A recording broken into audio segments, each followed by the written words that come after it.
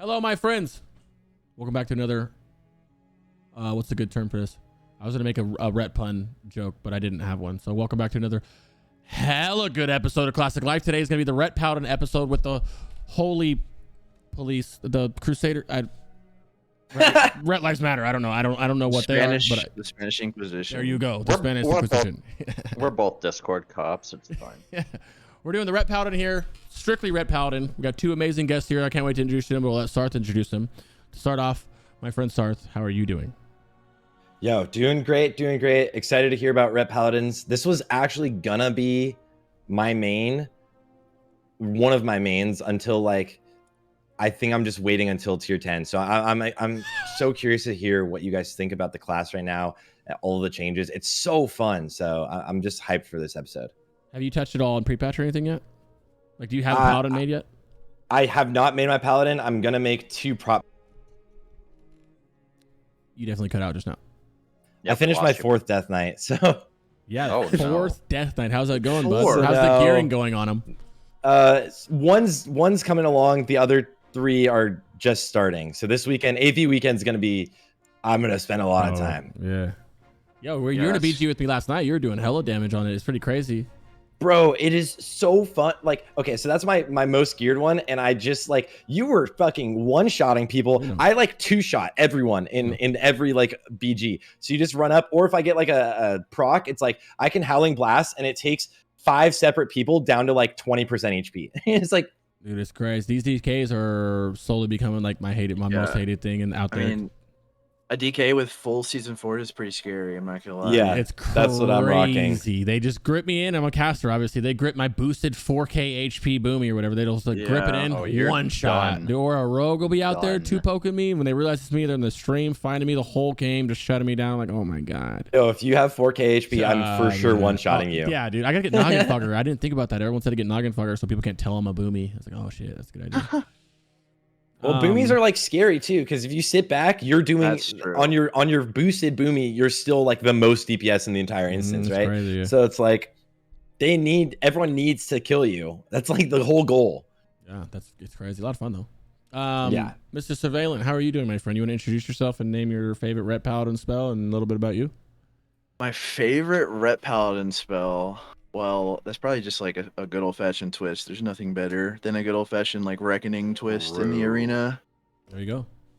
But I do YouTube videos about Ret, mostly just TBC stuff up until now. Starting to get my feet in the door for Wrath. Working with people like Terryn and Swedge, who is a fellow guy over at Light Club.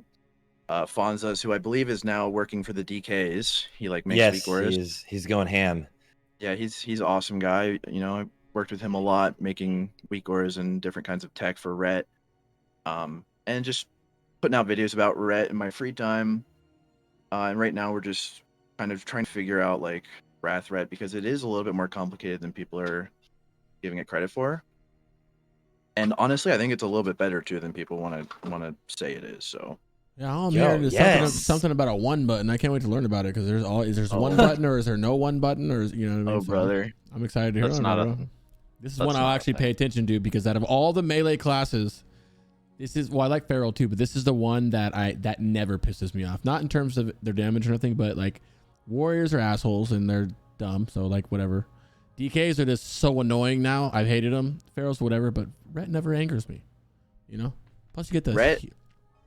I feel like Ret is about to become a huge nuisance in battlegrounds, because like you just cleave people down, and anytime you 1v1 somebody, you just instantly flash of light spam yourself and you just like full heal. So your sustain is pretty crazy. I mean, in battlegrounds right now, Ret is looking really strong.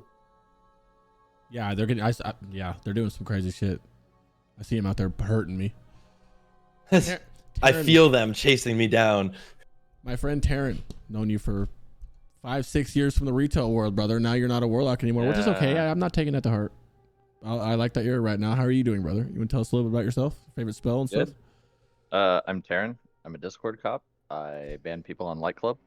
And I really like Divine Storm.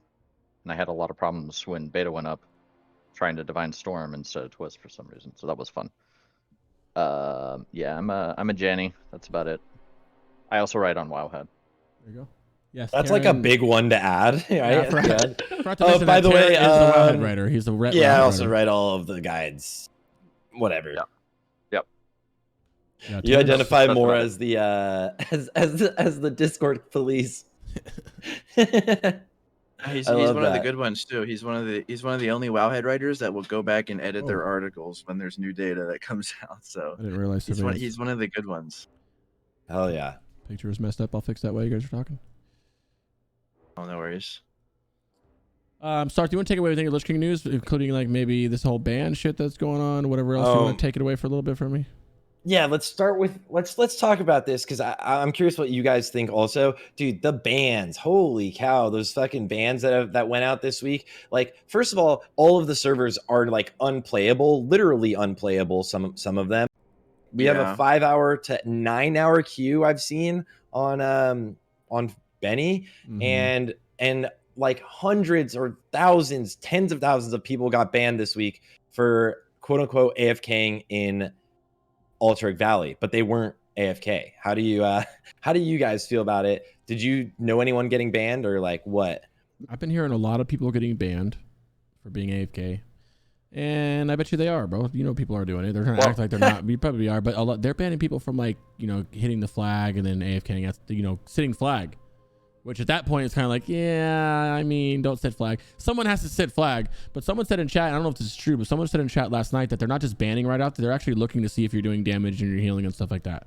They'll look to best. That's what they said. They said true, in a post that they are actively investigating. It's not automated. The system's not automated. I don't know. Okay, so Yeah, I have opinions on this too. Yeah, go on. They have a long history of that, of like saying it's not automated. But anyway, go ahead, Terryn. So I work in tech, and I work with a lot of people that do so from the post that they were talking about, there's like clearly some sort of data scientists going on where they're pulling in a lot of game analytics and other stuff to figure out, oh, okay, what does an actual AFK player look like? And I think that there's just a lot of false positives going on. They're saying that like, oh, the review process isn't automated. Having seen review process, obviously not for this game, but for other large scale automated processes that exist in the tech world, that review process is probably a giant Google Doc or Excel document that somebody looks at and says, yep, good enough. And this was just a big giant whoopsie bear of a of something. I can't fathom the thing that threw me off was the 30-day thing, because these have traditionally been like what, 24 hour and then 7. Like there's like an offense. There was rate. no step up into it. It was like straight. That was nuts. But like for me, when I saw, especially when I saw that the post that they came out with like yesterday or last night or something, that to me screams like a data analyst. Not necessarily gone awry, but something got weird with whatever their algorithm's doing. And all these algorithms are black boxes. Like they're not anything that you can really have any idea. It's like the YouTube algorithm. Google doesn't know how that works. Like honestly, it's like they're just trying to maximize hits, and so they have no idea how it gets there. And I'm sure that there's some of that going on here, and they only realized something was going wrong because it went so catastrophically wrong that everyone was up in arms. So yeah, I mean, on it at least.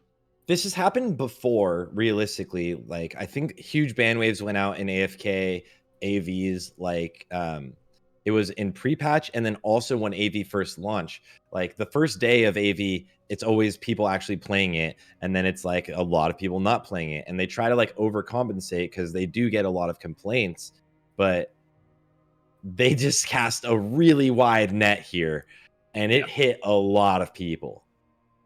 There was a Reddit thread of a like with a video of a rogue just like capping, and there's like literally 7 to 10 AFK death knights, just like not even aware. So I mean, there's definitely people AFK. Yeah. Right. Yeah. But it's a wide net, like you were saying. So like 30 days seems a little bit excessive to me. Like a day, absolutely. 3 days it already seems like kind of a lot for an AFKing in a battleground. But like, I mean, obviously there's some give and take. Like, there's obviously people AFKing, and then there's obviously people that are getting caught just defending by whatever algorithm, like Terryn said.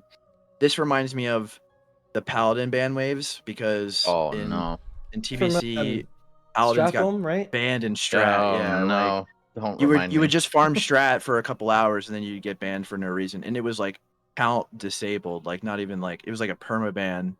And oh my god! pretty much everybody got their bans appealed eventually, so we know they were like, you know, not proper bans, but they at that time they also said that like, their process in the appeals they said that like this is not an automated process, but like I really don't believe that, because we could not narrow down like a factor that was causing everybody to get banned besides Paladin in Strat. And it wasn't even just Strat. Paladins got banned in SM, they got banned in Skolo. So it wasn't even like just Strat home. It was like there was no singular factor among all the bans, because I was tracking them for a while. It seems like, to me, it seems like they're doing whenever they update the system for like something they need to track that's new, right? Like they obviously have some sort of flagging system that system is automated, and then of course like maybe they have that like something like a spreadsheet that they look at. But whenever they update the system to something new, and it's like, oh, we need to turn back on us watching AV because now a lot more people are having that as an issue, or like we need to start looking at the paladins in like Strathome or in dungeons because people are telling us that a lot of people are just like botting in there.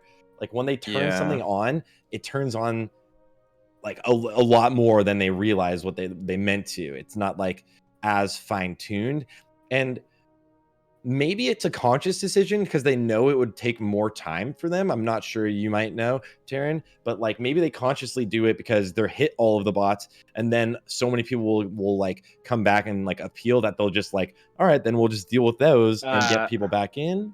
I don't know. I think it's most likely like Occam's razor. I think it's literally like somebody screwed up. Like to me that's what it smells like.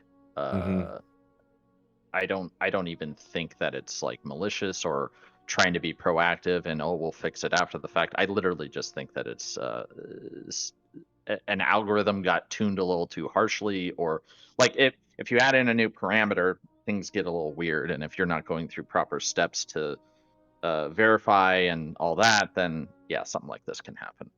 Yeah. Here's the deal, bro. I get it that you sometimes you just AFK and shit, and that shit happens. Yeah, I think there's people that don't want to admit that they were AFK. Dude, damage! Play the So fucking game. many. Yeah, play for the sure. goddamn game. Go hit and you won't get fucking banned. It's that easy. And also, I'm Blizzard, like, what are you doing, bro? Ban the motherfuckers buying 100,000 gold. You over here banning people trying to get their fucking money, get their honor while they're at work. Yeah, I mean, you're not so. Yeah, it sounds shitty. Like they're just at work trying to be AFK. I get it. But like, there's people buying 100,000s a ban. You're banning them for 24 hours type shit. You got people playing your game that are human beings. You're banning them for a month. They don't even take away the gold. Month? They ban you for 24 hours. What? They don't take the a gold. flagpole? Like, what the fuck? Who gives a shit about that? But at the same time, just don't get banned. Just play the game. Well, my friend Juan says that you can appeal your ban down to 7 days, and a lot of people have already done this. So if you guys did get banned, I would definitely appeal. Maybe you'll get it reduced. Yeah. My our feral druid, he got 30-dayed, and then like 12 hours later, he just got the email saying like, "Whoops, you're unbanned." Yeah, yeah. I have players that got unbanned. Most of the people that I have heard of, that's what happened. It's not even that, they had to go and appeal. It was just revoked. I know people appealed. Yeah. We talk about this on deep dives because this is more than a deep dive. This is our podcast episode. And before each episode, we do intros and then we talk about the WoW news and then we go in the deep dive. Just like if it wasn't a deep dive, we'd go intros and then WoW news and then whatever the episode is about.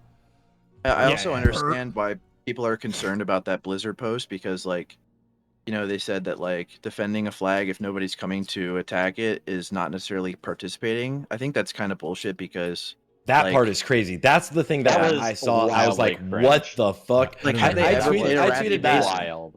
Yeah, I was like, but okay. It also like hints that like if you were to stealth ninja a tower or like stealth back and take back a tower, since no one is coming with you, technically you're not playing as a team player because they're not also helping you do it. So therefore, you are not actually participating the way it's meant to be played. Which is crazy. I was would It's not wild. want to play a Rathy Basin right now because like, what is the number one way you screw up a Rathy Basin is you ghost nodes, and nobody's gonna want to sit at nodes anymore. Yeah. There's people and right now I've been doing a lot of BGs and people not even sitting out there. They'll just leave LM open or something like that because they're just like, oh, cap and run because they're so scared to do a damage. Yeah, you turn on the washing machine and you go in a big circle because it's really all you can do. Yeah. I'm over here scared out of the bathroom. I'm like running back and forth, like scared to AFK for more than 4 minutes in an AV while I was in the bathroom. It's crazy. I mean, they have always historically been a little bit incompetent. Like one of my chatters says when it comes to banwaves, like either casting way too wide of a net or just letting things be so lax, like we saw with boosting and all kinds of like botting and instances and things like that, going all the way back to vanilla. You know, they're either too lax or they're way too strict, and there's like no middle ground. Yeah. It is. They've got to release a statement about it.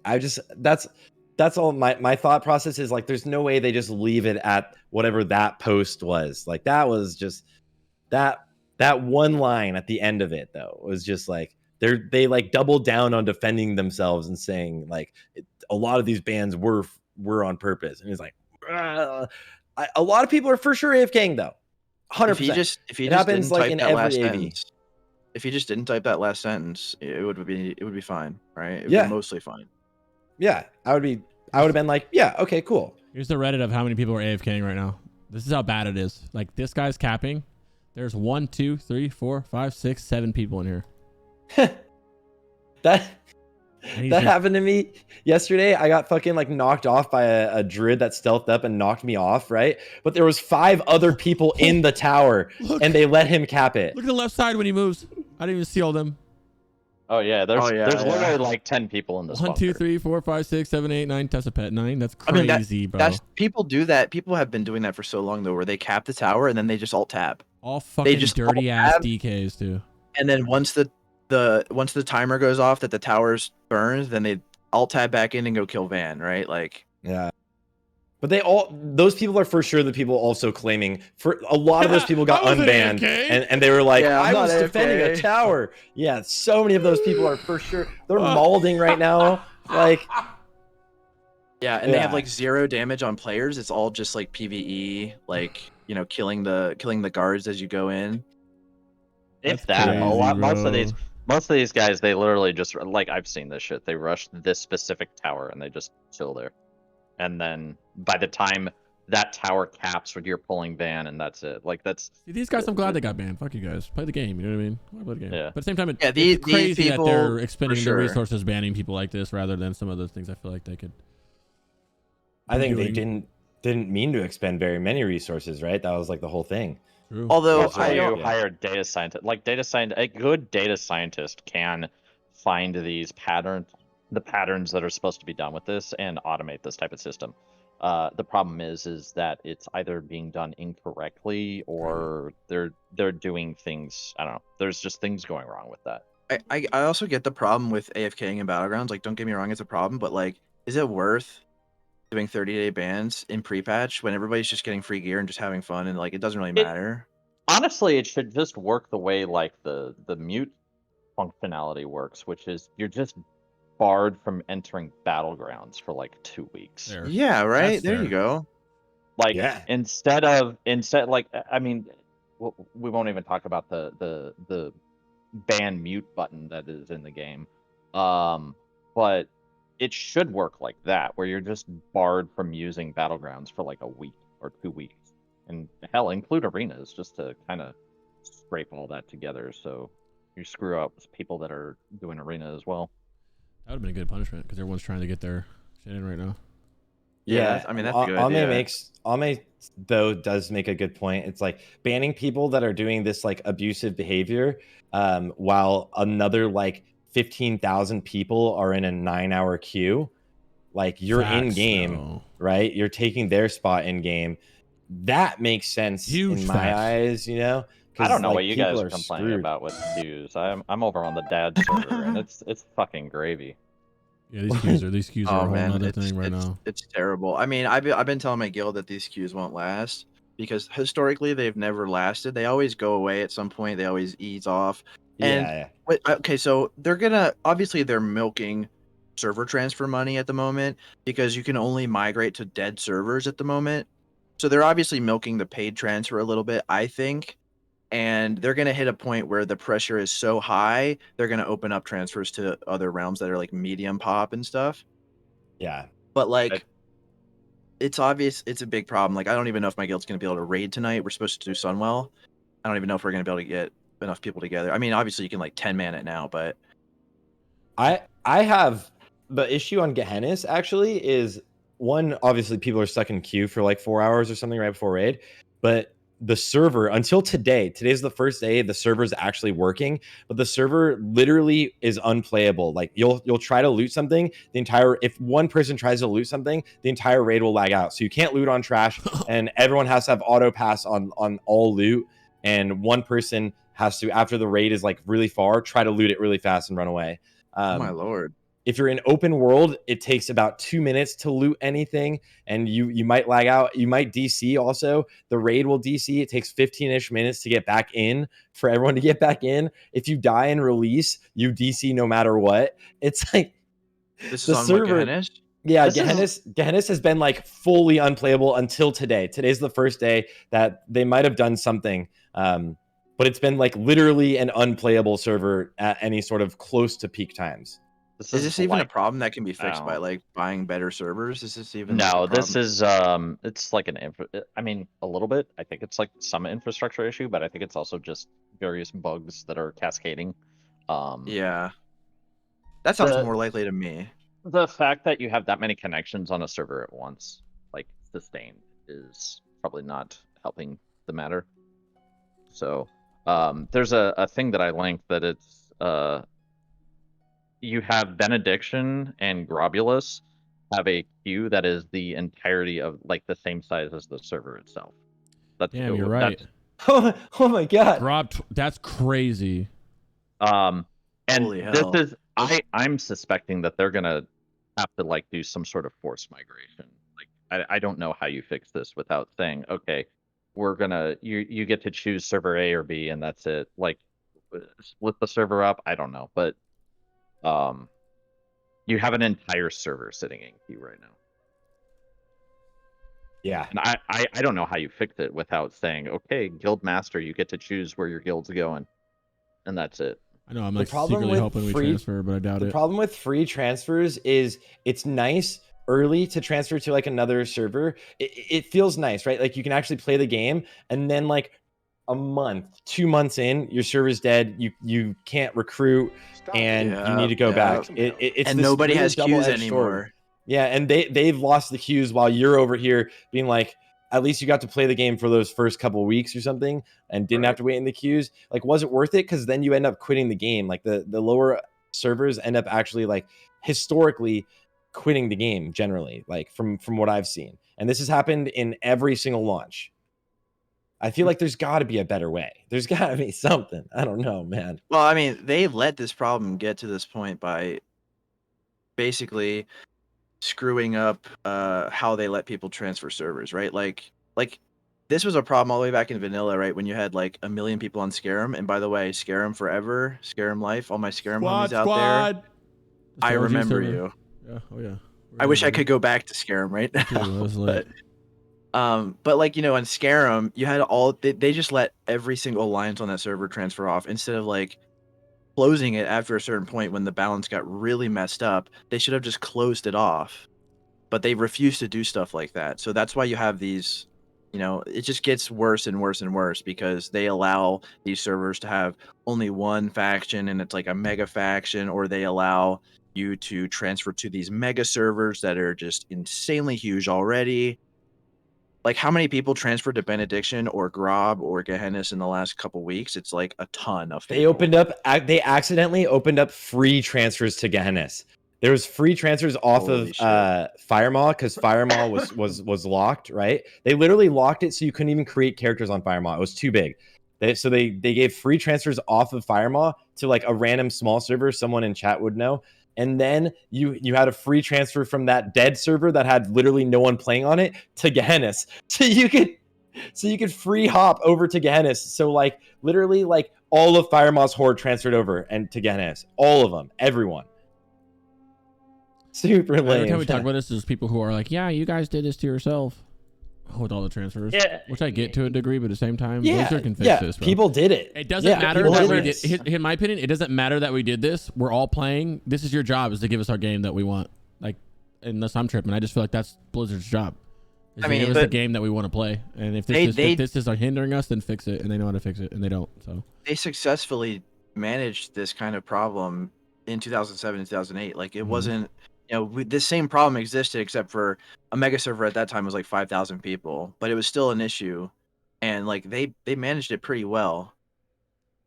So I don't know why they're having such a hard time this time around, but I don't think they care enough. I mean, I think that's also it, because like, I mean, Classic brings in a lot of subs, but it doesn't bring in that microtransaction money, so it still is just like dwarfed by the cash shop. Exactly. And like I think they don't people. Care, dog. I mean, I had a friend who interviewed for the Classic team in Vanilla, and he said there was literally a single-digit number of developers working on the game, like literally less than 10. Yes.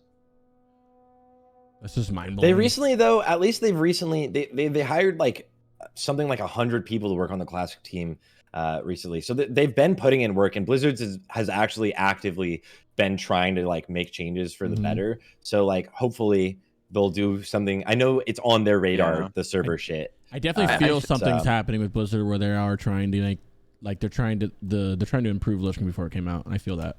But this is I think they're expecting right now, and I feel like this can be fixed already. My understanding is a lot of people that were getting the way, not just like in Classic, but retail as well, were a lot of like the old guard that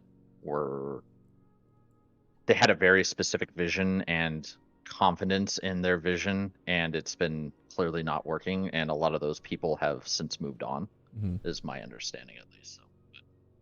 So, without reading too much, I have heard that they have gotten a lot of new blood in, and a lot of people that like used to play the game but don't anymore because they didn't like the direction that it's gone. And that's why, like, I don't know how much you've followed some of the retail announcements, but that's why Dragonflight's going the way it is all of those changes are being driven by pretty much an entire new fresh blood of people. I feel like I've been saying, I think that people always ask after Lich King, I think they're going to try to drive, I don't know if they're going to, it's just speculation purely, but I feel like they're going to try to drive us into retail. I feel like after Lich King, it's going to be like a move, which I'm going to be playing anyway, so it's like whatever, but I feel like after Classic, if they do a Kata Classic or something, it's going to be like garbage. I think they're going all, I think they're going all in right now with Classic Lich. Hey, it's not that bad, and we're doing this in retail, and then they get some people to play retail, which would be cool. I would only be playing Kata to set up a Warlock for Mop, but you know why, Crix. Yeah. I think what they're going to do is they're going to, after Wrath is over, they're not going to do Kata. They're going to roll everybody into retail if they can, and they're going to go like a year or two, and then they're going to bring back fresh servers. They're going to go through the gambit again. They're going to go Vanilla, TBC, Wrath, and they're just going to keep that cycle going as long as it makes them money. I think because they could all too. the work is already done. Do the Disney model. Fucking run it back. I think they could, because if they, I mean, a lot of people would play Classic again, especially if they change some of the things that people like they know they need to change, like Chrono Boom, whatever, you know. The biggest problem with like SOM was that it came too early. People just finished playing Vanilla. They didn't want to play it again. If you released Classic like Vanilla SOM in like a year or two from now, people would play it again for sure. And like they did actually really good changes with the way that they made the bosses harder in SOM. Like sure, the player base like kind of fell off, but I think the way that they made the raids harder was actually really dope. I got opinions on it. I mean, but mine's all just straight. Like I'm just the world buff shill. I'm like, you're not gonna, without any sort of a competitive scene at the top, the people get bored and stop playing. Even if you're never playing something competitively, like almost any multiplayer game falls off at the wayside if there's no sort of competitive scene within that multiplayer game. You still need to have a good middle ground though is the other. Yeah, exactly. You need it can't be like only catered to competitive players. That like kind of happened with like Overwatch. I think really Right. like lost a huge player base because they only listened to people maybe playing like at the highest level, or vice versa. It's got to be this like it's this balancing act that sucks, and like game dev is like got a lot of shit to deal with compared to like us players who like want our things. Like there's always gonna be the like outspoken few who just like when anything's wrong, those are the people who speak up in general, no matter what, right? If they don't like a aspect of the game, they're gonna fucking they're gonna make forum posts, they're gonna make Reddit. Yeah, but it's not though. I really think like we just see all of that because there's so many players and there's so many people that love to complain, but they're then, the loudest ones, right? Yeah, those are the loudest ones. You always hear about it because the people complaining are just like they're the ones talking about it. People that are happy with the game aren't posting all the time about like, oh, I'm so stoked about the direction of the game right now. This is really fun. You know, like no one fucking does that. I mean, maybe, but like once every like couple weeks, those don't blow up on the like minute Reddit. that you do that on Reddit, you just get flamed. Oh yeah, for sure, you're dude. Fanboy. Yeah. Oh yeah. By the way, Sarthe or anybody who plans on playing, make sure you better check that queue. Make sure you stay in that queue, dog. I fucking don't fall out of that. I'm 45 minutes, so it's whatever. Oh, I mean, as much shit as people give them and as many mistakes as they've made, I think they've done a pretty good job so far with all the classic expansions.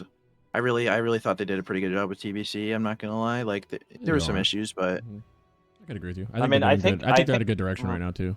Go ahead. Right now with Wrath, the only like other than the 2 issues that came up have come up like this week, I think that everything's been going well. But I don't know. They seem to be a lot. I think they seem to be a lot more communicative with, or they're doing more communication with this than I've ever seen them do with Classic. Which is massively! I'm hyped with how it's turning. Yeah, they're involved. They're definitely listening and they're involved. There's just some little things they have to fix, but I think outside. I mean, if you look at outside the queue and outside of, like the bands and stuff, they're kind of. I don't have too many complaints to be honest. Right now, at least. Well, I'm glad we talked about that. You guys are the first people who wanted to talk about the news besides Sarthe and I, so I really appreciate that. Yeah. I'm always like, it's always like my time to like just like rant at the beginning of our deep dives. So now getting into more of the Ret talk though, or to start it. How is, and I have no idea. How's Ret on the beta? What is your? Why don't you start, Terryn? Why don't you start? So Ret is a mixed bag. A lot of the issues I think that have been coming out of the beta, frankly, have to do with the fact that the level 80 gear that Ret has been given is actually absurdly terrible. Like I don't know of any other class that has it quite this bad, and so a lot of people that didn't went in or do raid testing didn't go in with any better gear and all that. So that's where some of the issues are coming in. The single target damage elephant in the room is it's not the best. Obviously, it's frankly about is the same place that we were in TBC. The difference is that Ret's AoE is actually comically good. Like right now, I on just like trash and stuff, I'm keeping up with warlocks if they're not in demo and immolating. Like it's actually pretty good. In 25-man situations or 10-man? 25-man. Oh shit! Yeah, there we go. Like I mean, like I'm not like neck and neck with them, but like it's like warlocks and then Ret is like number 2. When AoE is, or when their MORA is on. So that's a huge thing. The other thing is that when you go into 25-man, the Ret Paladin actually brings a lot of utility when you're going to be dropping healers. Like in a speedrun situation especially, you're going to be dropping healers. Like I think like 3 healing Nax is pretty likely at the moment. And in that point, you still want to be able to have your Divine Sack. Now, Ret can't really bring Raid Sack without sacrificing a lot of damage. And we'll go into that later, but there's a lot of other things like the group sack, which would apply to tanks, just regular sack, cleansing, a lot of other basic utility that the Ret brings. And then there's also just the general buff situation where eventually mages want to go arcane or want to leave arcane, and rogues want to go to combat, and those are the two main classes that are providing buffs that Ret also provides that would be swapping away from those buffs. So like that's some of the other things. So it's fine. I'm pretty confident that you'll pretty much always want to bring a Ret. I don't know what Sart's opinion is on that. I think he's kind of in the I love Ret. I feel like can you'd bring say one that. still, yeah. Even I if it's can not I for can say replenishment.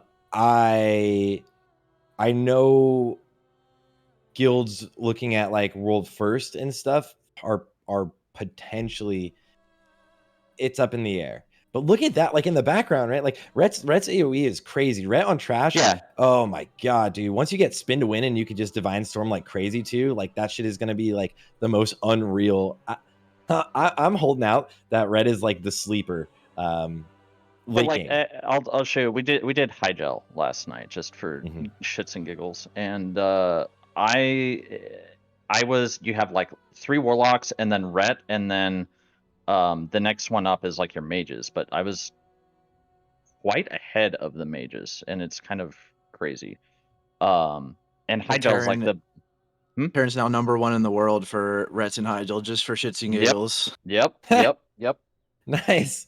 But it's pretty good for trash, and obviously like Nax trash. The other thing that I'm seeing is like the Nax trash dies so fast. Like, how many seeds are you really going to be able to get off during that? Whereas Ret is just always on. It's your damage is 1 global, and you've lit up Divine Storm on everything, right? It's a And snap. you never, it's snap you AoE never too. drink. It's burst AoE. We have to cast a Right. seed or two before we Yeah. can get it. Right.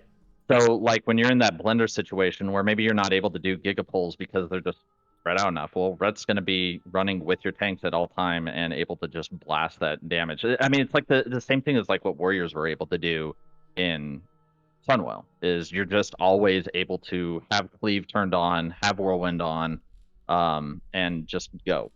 And you don't have to stop to cast, you don't have to stop to drink because the mana is really good. So no, I think that it's gonna be good. The elephant in the room single target. I'm personally a little worried about Old War. Because there's just not as much trash there. And I don't think that cleaving on the 4 bosses where that's gonna be relevant is. I'm not sure if that's gonna be good enough, but I don't know yet. Does Ret, if Uldar gear gets buffed like they announced, they're looking at buffing Uldar gear. If Uldar gear gets buffed, I know that helps classes like warriors, a lot of the melee physical DPS classes, but Ret uses a lot of magical damage. Do they see any sort of large gain there, or is it like this is something for much later also but like, yeah. The issue with Ret is Ret has actually pretty dismal scaling the way things are right now, because we don't get any resources off of haste, right? So like warriors, they deal damage fast, they get more rage, right? Yep. Because they're attacking faster. Rogues, same thing. Mages just have more cast, and like all their damage is coming from cast.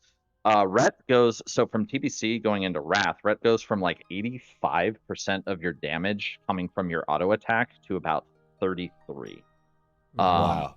Well, and that's because like back in, that's huge. well, I mean, it's that we had a metric fuck ton coming from it in TBC because of like twisting, whirlwind, or not whirlwind, wind fury, yeah. and all this other stuff, right? So like we scaled absurdly well with haste in TBC, but in Wrath, it's only about 33% because like all of your damage is coming from all these other buttons. Consecrate actually deals damage. Exorcism actually scales. You get Crusader Strike proc seals, and like, so all these other things are going on. And then in Old War, the issue is that we don't have, our set bonuses don't actually help with any of that. So like in Trial, your deep wound, Ret has a deep wounds effect, and that deep wounds can crit with the, or one of those set bonuses. I don't remember off my head. The deep wounds can crit with your set bonus there, so that helps with like crit scaling, so that helps with some of the scaling issues. And then you get the obviously the machine gun Divine Storm in ICC, and that helps with haste actually being more effective than just bumping up that 33%. As Serve discovered, it actually helps us go out of mana as well, so that's fun. You're fucking pumping. Wait a minute. This is kind of crazy. I've never actually seen it from a rep perspective. Dude, it's so much fun playing Ret trash. It's so fun. Is there threat issues? Do you have just curious? Oh, do you yeah. have any threat issues on AoE? Oh, there's plenty of threat issues, but if you have a good paladin tank, you're fine. Okay. The other threat issues come with the fact that we have a button off GCD that does damage and unfortunately also taunts the mob. So yeah, so if you want to min-max, you got to be taunting all the time. We'll get to that later. So again, going into Old War, I don't know how much that's going to help Ret. I think the thing that helps Ret the most from that change is the fact that Fire Mages might actually be fully online by that point, which means you don't have the Arcane Mage, which then means you need the Ret to provide that buff. So that's my soapbox, I guess, on Ret. I don't know, Serve, do you have any other? Yeah, I mean, I think, you know, you and me have talked about a lot of this stuff over the last few days, and I think we pretty much share the same views on everything. I think there's a lot of people that come into Light Club Discord and they'll just be like, Ret's trash now, and there's no reason to bring one, no reason to play it. But I think that that's really just not true. I mean, there's obviously issues with scaling, and there's not as much single target maybe as there was with late Sunwell gear. But it's really not as bad as people are making it out to be. Like, I don't think that Ret's going to be like a dead class, like unviable, like people were doing with Boomkin. You're not stacking them. You're not stacking. You're not going to stack them. No. You will have one for sure. If you have one, you'll definitely have one. But like, you're not bringing two. But I think you'll bring one. Feels bad because in Sunwell we were bringing two because of the the buffs. You're like, because Holy Paladin was so bad. Yeah, and you could just tank KJ, but now Holy Paladin's so good, and you actually might want to bring two. So, I also think the other reason why Ret's more safe in at least Nax is because our boy Zyrene's on the Prot Warrior hype train and is getting people at least off of Prot Paladin for like the first tier, and you still want to have 3 Paladins, so you do. Yeah, and I know this is something we were going to talk about a little bit later. I have it written down in the notes, but like, a good Ret is not just providing DPS. A good Ret is, you have open GCDs where you can like literally just heal people with your instant cast Flash of Lights. You can, take 20% threat off of somebody. If they're getting too high on threat, you just remove 20% of their threat if you want with your Salve buff. You can, you got all kinds of utility you can use there. We have like a shield wall now. You can actually tank ads on boss fights and like maybe survive. There's or on trash. Like I've tanked a lot of trash and prepatch, and obviously it's like pretty nerfed now. But like in a dungeon, you can just tank shit. The damage increase to tank shit because you can taunt things off of people and boost your damage that way. Yeah. So I mean, Ret is more than just the DPS. The DPS is definitely like a big part of the conversation, but like there's more than just the blessings too in terms of like utility. Like having DSAC and having a Blessing of Salve for the raid is actually like really big.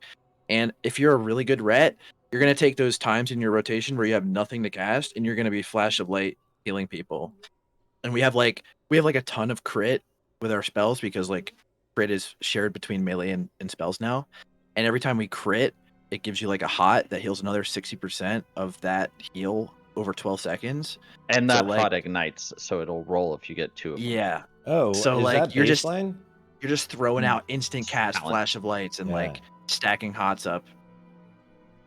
Like awesome. Like the other day I soloed Tiger Boss. Well, I didn't solo it. I did it with a mage friend, but like I was just self-healing myself as Ret the whole time. Just instant cast Flash of Light, Seal of Light, easy peasy.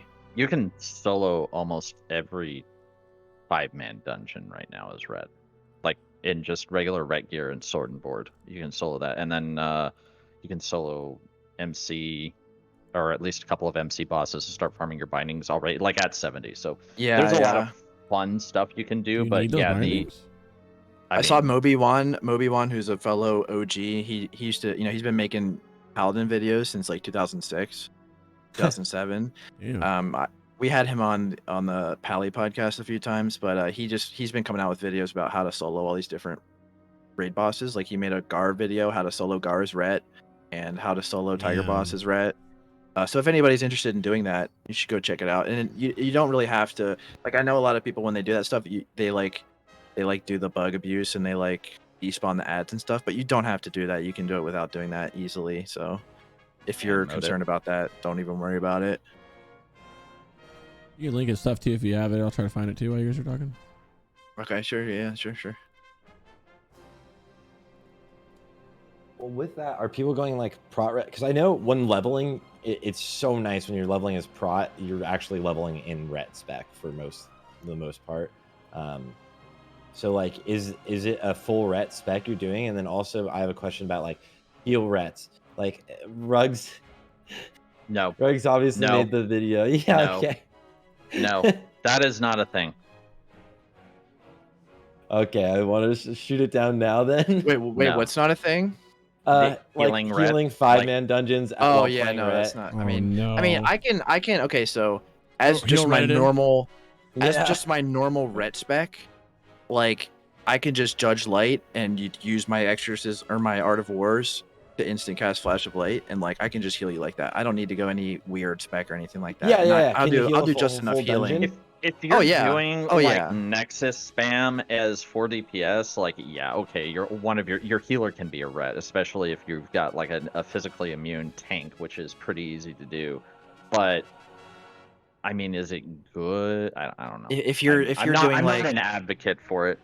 I mean, that's if you're what I doing was like doing. heroics, you can't like heroics at 80. You're not gonna be able to do it. but- Yeah. No. Okay. No. Because This is that's like what I was a doing leveling for my spec. DK group. Even we had a heal Yeah. ret in our DK group, and it was so much faster. He was doing like almost 1.2k on every pull, and it was like we were just clearing slave pens in like 9 minutes. Yeah, I mean it's a thing when you're leveling, but outside of that, it's no. You're not doing that when you're doing heroics. At least things just do too much AOE damage. Good to know. Do you guys use with that? Do you guys use like a mouse over macro that you use for your art of war procs that you just like when you get a free flash? Because like I used to do that yeah. when I used to play ret a lot. Yeah, just to like help out. Yeah, I have a I have like a link that we'll put in the description that has like a bunch of macros that you might want for playing ret.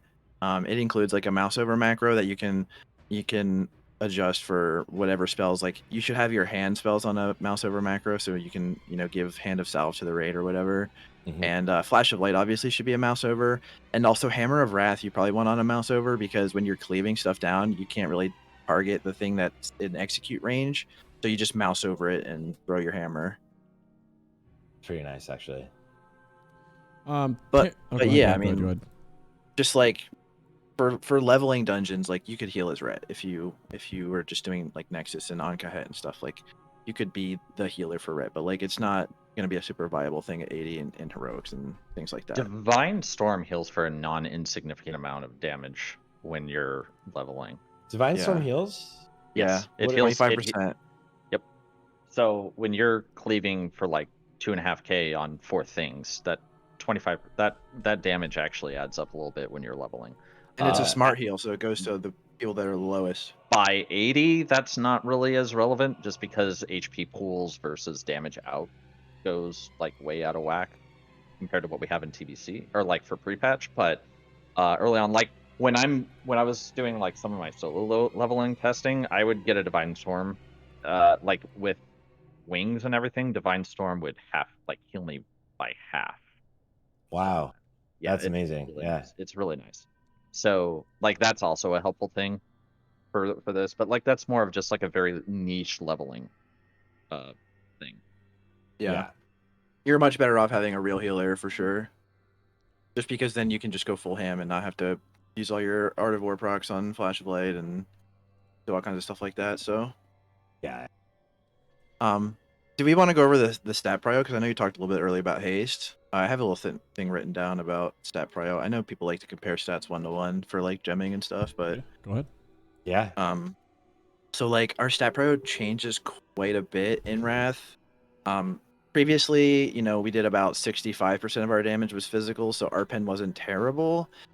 There was like an Arpen set that was equal to another BIS set in Sunwell, so Arpen wasn't terrible. It was pretty good. But Arpen just falls off a cliff in Wrath because so much more of our damage is spells, as Terryn Like already mentioned. 60%. Yeah, like a huge portion. Like Consecrate actually does damage now. Exorcism is like one of our hardest hitting spells. That can't, that is obviously a spell, and then Judge is also a spell, and that always crits, like almost always crits. It hits pretty hard. So I think that Arpen is basically falling off a cliff. Haste is not as bad as some people think. It's about 1 AP per haste rating right now, according to the stat weights we have. Just early data. So like every haste rating is 1 AP at level 80. Not at level 70, but level 80.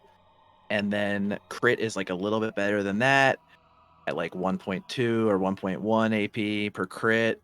Expertise is still pretty good. Now, Consecrate can't dodge, so and Exorcism can't dodge, and I don't think Judge can dodge either. Judge cannot dodge. Seal of Vengeance doesn't have an extra dodge roll either. That was the other thing. So like Yeah. in TBC, if you got a good twist off, there were like 6 instances where that could all be dodged, which is why Expertise was so wildly overvalued for us.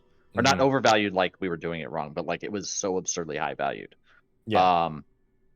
But so Seal of Vengeance, the damage component of that cannot be dodged, whereas the Seal Command one does. I have a whole thing about Seal of Vengeance. It's like a weird ability. It's got a lot of weird rules, but yeah. So that's just the main thing. Is like seals cannot. Your single target seal can't be dodged, or it doesn't have an extra dodge roll on it. Yeah. Does Command? You said Vengeance, right? Yep. Does Command have a dodge roll? It does. It It definitely does. Okay, so it's good on Cleave. It's better on Cleave. But Yes. Also on Cleave, though, it's going to get worse in some ways because Consecrate becomes more of your damage. It actually does damage now. And Yeah. Consecrate obviously can't dodge. So there's like a give and take there with that. Like some of your stats will change a little bit on Cleave. Like Haste will get a little bit better because of Seal of Command. Like it's going to increase your seal damage because Seal of Command cleaves now. Or like hit, a little bit of hit past the cap is not so bad because the spell hit cap is higher than the melee hit cap, so it might help you with partial resists on like Consecrate and stuff. And then crit is going to scale a little bit worse if you have like more than 4 mobs, because that's when Consecrate takes over, like damage wise. So like we have a little bit of a different prio for cleave and single target. Like there's some things change there in terms of what spells to prio and what stats to prio. But in general, the stat prio is like strength is number 1, totally the best stat. You always want to maximize your strength. You don't even gem anything else. Like if you're under hit cap, you don't even gem hit. You just gem strength all the way. I mean, you can gem hit. It's not a huge damage loss, and it's consistency. More consistent, yeah. But like, strength is the go-to. And then right under strength, you have hit, which is the second best stat. Not super far behind strength. Expertise is right below that, and then expertise is like never going to be viable to gem. Even I tried it out on the sim in like phase 5, and it's just never worth gemming over strength. So I know a lot of people on private server did that to get to expertise cap, but that's just not something you're gonna want to do. So it's like strength, hit, expertise, crit, haste, and then Arpen is like way at the bottom. And then every spell power you get is also worth about 0.4 AP or somewhere around there. And then one last thing, agility and crit are pretty much equal. It's almost the same value after kings, the agility providing crit versus crit rating. So that's just another thing to note. Like they're basically equal stats.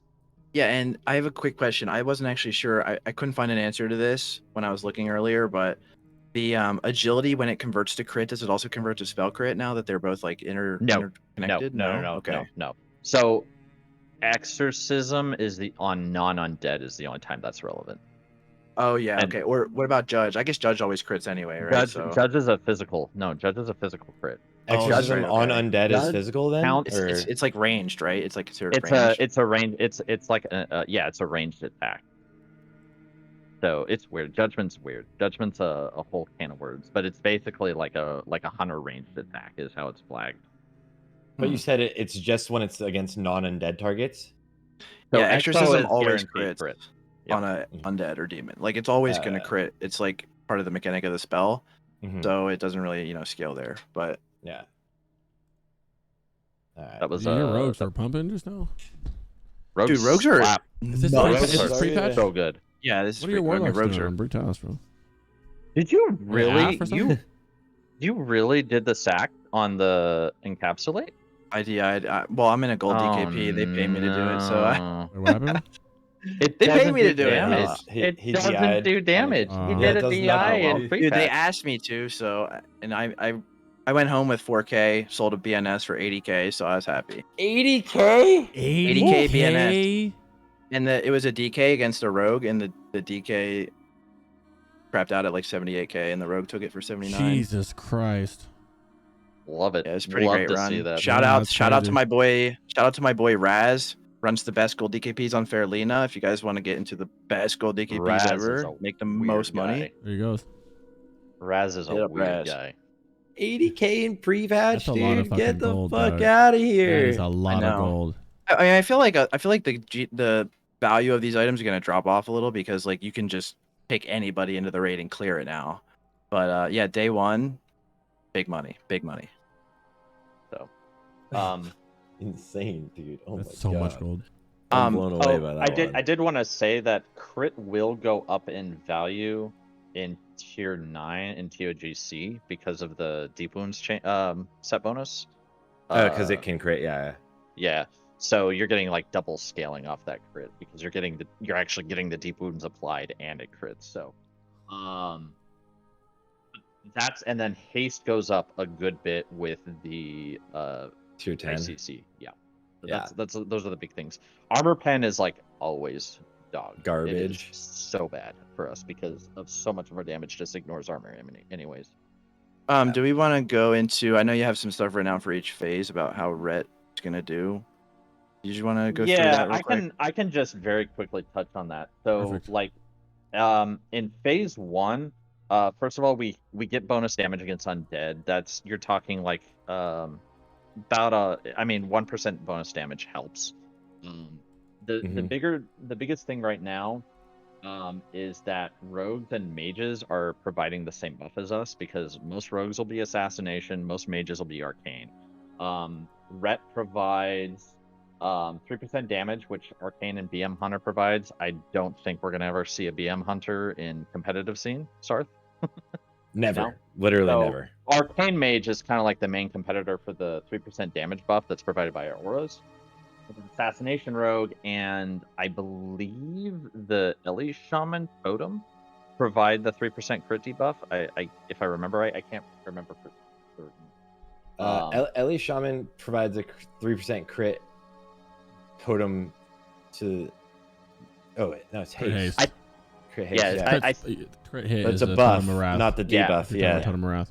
Yeah, it's a debuff. So they also provide the 3% crit debuff that Assassination Rogue provides.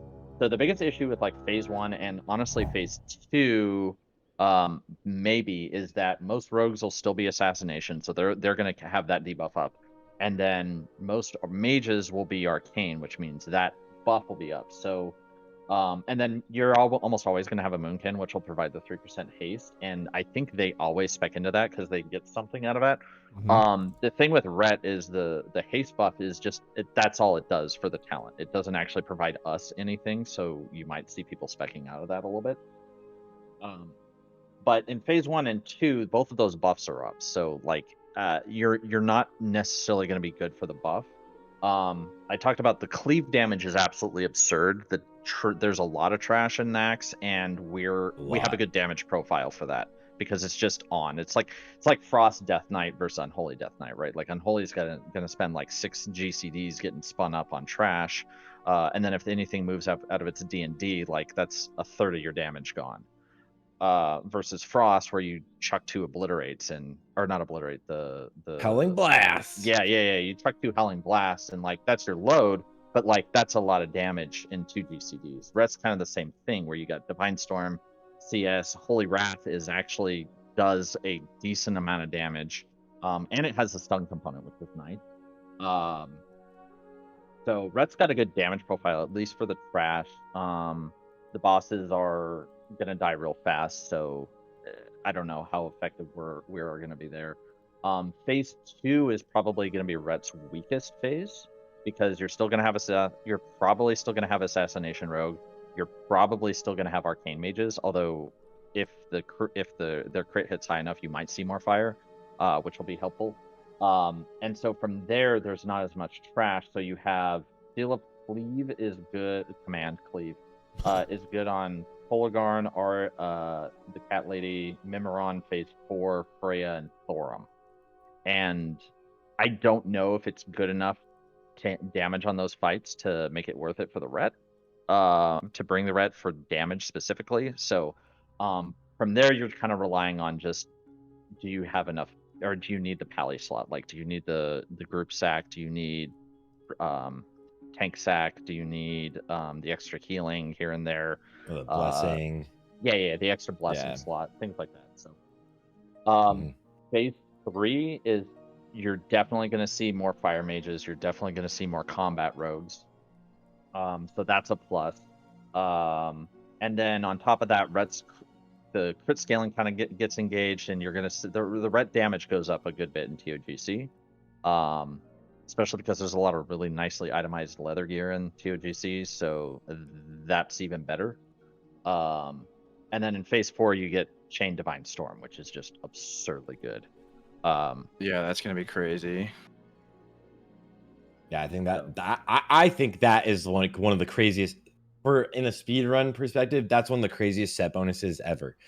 That like all of your huge AoE ability just resets all the time. And it's just like bing, bing, bing, bing, bing, bing, bing, bing. Yeah, and it's a significant buff on single target too, because it's one of our hardest hitting abilities. It's not normalized either, so like some of the slower weapons are going to really benefit from DS. Yeah, it's one of the only instant cast like melee abilities, like Sinister Strike or whatever, that is not normalized.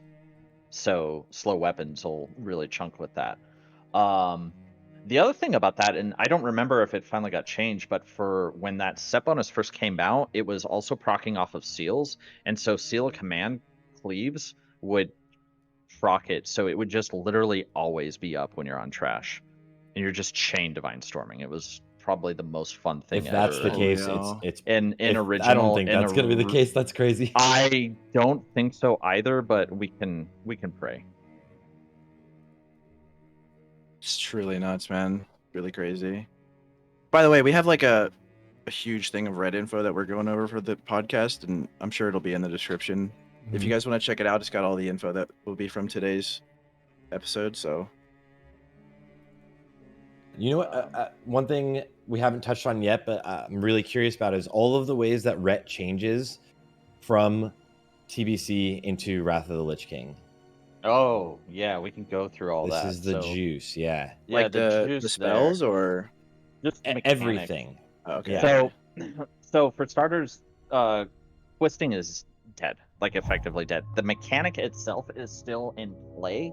However, you don't have the GCDs to swap between the two. The most you have is you might twist, like I was doing on Muru, and it was pretty fun, where you'll swap to command when the ads come out for the cheeky cleave, and then swap back to keep your dot going, so that your judgment will still keep hitting hard. But like even that, we've been simming, and it's not great. It just feels it's only like, yeah, it's only like when there's a cleave situation that shows up and is like for a short amount of time and doesn't take so long that you lose your dot, and that you don't have to swap seals like while you have Divine Storm up or whatever. Like it depends what spells you have up when you have to swap seals. Right. So it does take a GCD, and it costs a lot of mana. Right. So traditional seal twisting is dead. Wind Fury is gone, so that's a lot of auto attack damage. So what instead happened is we get a lot of buttons that we can actually use that deal damage. All of our buttons, Exorcism, Judgment, Consecrate, all scale. Those 3 buttons all scale off of both attack, power, and spell damage now. Wow, you get a talent. And then you get a talent that converts attack power to spell damage. So that helps with your off healing, as well as further buffs those abilities. And then major mechanics, we get Divine Storm. Crusader Strike is a much shorter cooldown. Judgment, our seals have been completely reworked. You don't have to recast them after every judgment. So it's just a 30-minute buff that stays up. They're not dispellable except for Blood Elf Corruption. As of the recording of this video, is still a magic debuff, so that's neat. If you see a Blood Elf with Corruption up in a battleground, just dispel the shit out of it and piss them off. So the seals are not consumed when you judge, and then blood is gone. What was it, Martyr? I think for Alliance. Yeah, I don't play it's them. kind of rolled into Vengeance now. Yeah, so instead, Vengeance, the way Vengeance used to work is you had a chance to proc it, and now it always procs. It has a dot. Again, that dot scales with spell damage and attack power, and then it has a 33% damage component once you hit 5 stacks. It scales up from 1 to 5 stacks. But that damage component can crit, it cannot dodge or miss.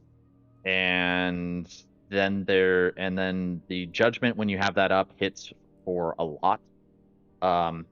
Which seals and judges are people using? So most Rets will do Wisdom because the Holy Paladins really like to pad the healing meters with Judgment of Light, even though Judgment of Light is a percent HP of the person attacking, and it's not like a spell damage coefficient or anything.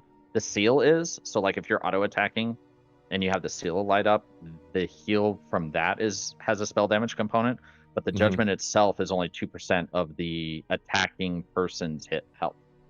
Okay. But Holy Paladins like to pad their meter. I know there's like Reds that want to snipe it on like Saffron or something.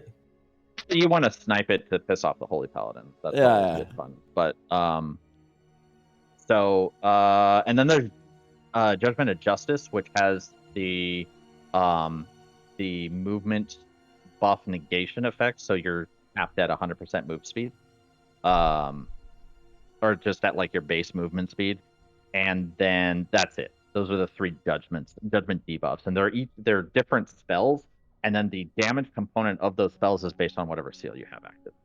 So then you have, for Ret, you have Seal of Vengeance for single target, Seal of Command for cleave, and then in PvP you'll often use Righteous so that you're not breaking CC from Seal of Cleave. Because that cleave is an absurd range. Yeah, Seal of Righteousness hits less hard on autos, but it hits a lot harder on Judge, so it makes it really good for bursting. Yeah. Also, Righteous cannot crit, if I remember right. The seal, the damage component, I'm pretty sure that's judgment, true. The judgment can crit, but I don't think the seal can crit. Seal of Wisdom and Seal of Light are mostly for like Seal of Light. The only time you're really going to use that is like when you're doing solo content, like soloing an old boss or something, or soloing some dungeon. Seal of Wisdom is like going to be useful in PvP if you're totally but otherwise like there's no reason to use it because you're going to have Divine Plea and Judgment of Wisdom. You're just never going to go Every time you judge, you get 25% of your base mana back. So like there's just, you never are going to need Seal of Wisdom. And Seal of Justice had kind of a use in TBC where you could twist it. You could twist command into Justice and like stun people on a moment's notice and like kind of throw a wrench in their plans, like if they're healing or something. But like now that it's a 30-second buff and it costs so much, or 30-minute buff and it costs so much mana, and you can't you can twist into it, but it's not really viable. I don't think it's really going to have much of a use in PvP anymore, so I don't think you're going to see people using it. It is on a different DR from your Hammer Justice, so that's like the only puff. But it shares with plus. It shares with Mace Stun and Kidney? Does it share with or like no, not Kidney? Kidney. I think it's think it Mace Stun and there's one other thing that it shares with, but yeah, I think there's like an RNG stun category, and they kind of yeah, for sure. Maybe it Impact? shares with they're saying it shares with Cheap Shot. Cheap Shot. Okay, yeah, Cheap Shot's on a different one from Kidney, right? Yeah, So that makes sense. Yeah. So, but anyways, it is handy for that. But is it good? Not really. So for PvE, just like single target, straight up Vengeance and Cleave Command. Yeah, so on 2 targets, there's a little bit of flexibility there. Like if it's shorter than 2 minutes, it's better to use Command. If it's longer than 2 minutes, it's better to use Vengeance and stack it on both targets and keep it going on both targets. Oh wow! Like for is that ever a situation though? Realistically, right? Like what ad would live for 2 minutes other than in Ulduar? You'd have to ask Valkyr. Terryn. I'm not very familiar with the Wrath bosses, so you'd have to ask Terryn about So that, I guess. Twin Valkyr, it'll be useful. Yeah, so later is... I think that's it though, because I think every other fight where you would consider it, cleave is just better. Mimiron phase 4 is definitely cleave because cleave can hit the head as well. Yeah. Nothing comes to mind in Nax. So yeah, I think it's like literally twins. Yeah, because I think even with in Uldwar, I forget the name, but the boss with the 3 ads that you separate, they're separated, so like you're not keeping that Iron up. Council. Iron Council, yeah. So for the most part, you're gonna want to use command on cleave situations because like the use case where vengeance is going to be actually better on a 2-target fight, it's going to be like very rare, right? So Council, you'd you'd still use vengeance, and council you might stack. You might like swap to the big guy to your last target ahead of time just to get that vengeance stacked up. Like that's something you might do, but like even then you're not doing that for damage because they heal. They heal out, yeah, after. Yeah, so you're just doing that so that your burst is online. One of those things like twins where you just don't do anything unless it's like a corruption, like Nightfall or something. Right. Yeah. Twins. You'll want to stack it on both just to, if you're tanking them on top of each other. I know I'm pretty sure that's what we did when we did it back in the day. And you'll want to keep it stacked on both of them for that. But I think that's the only time that matters.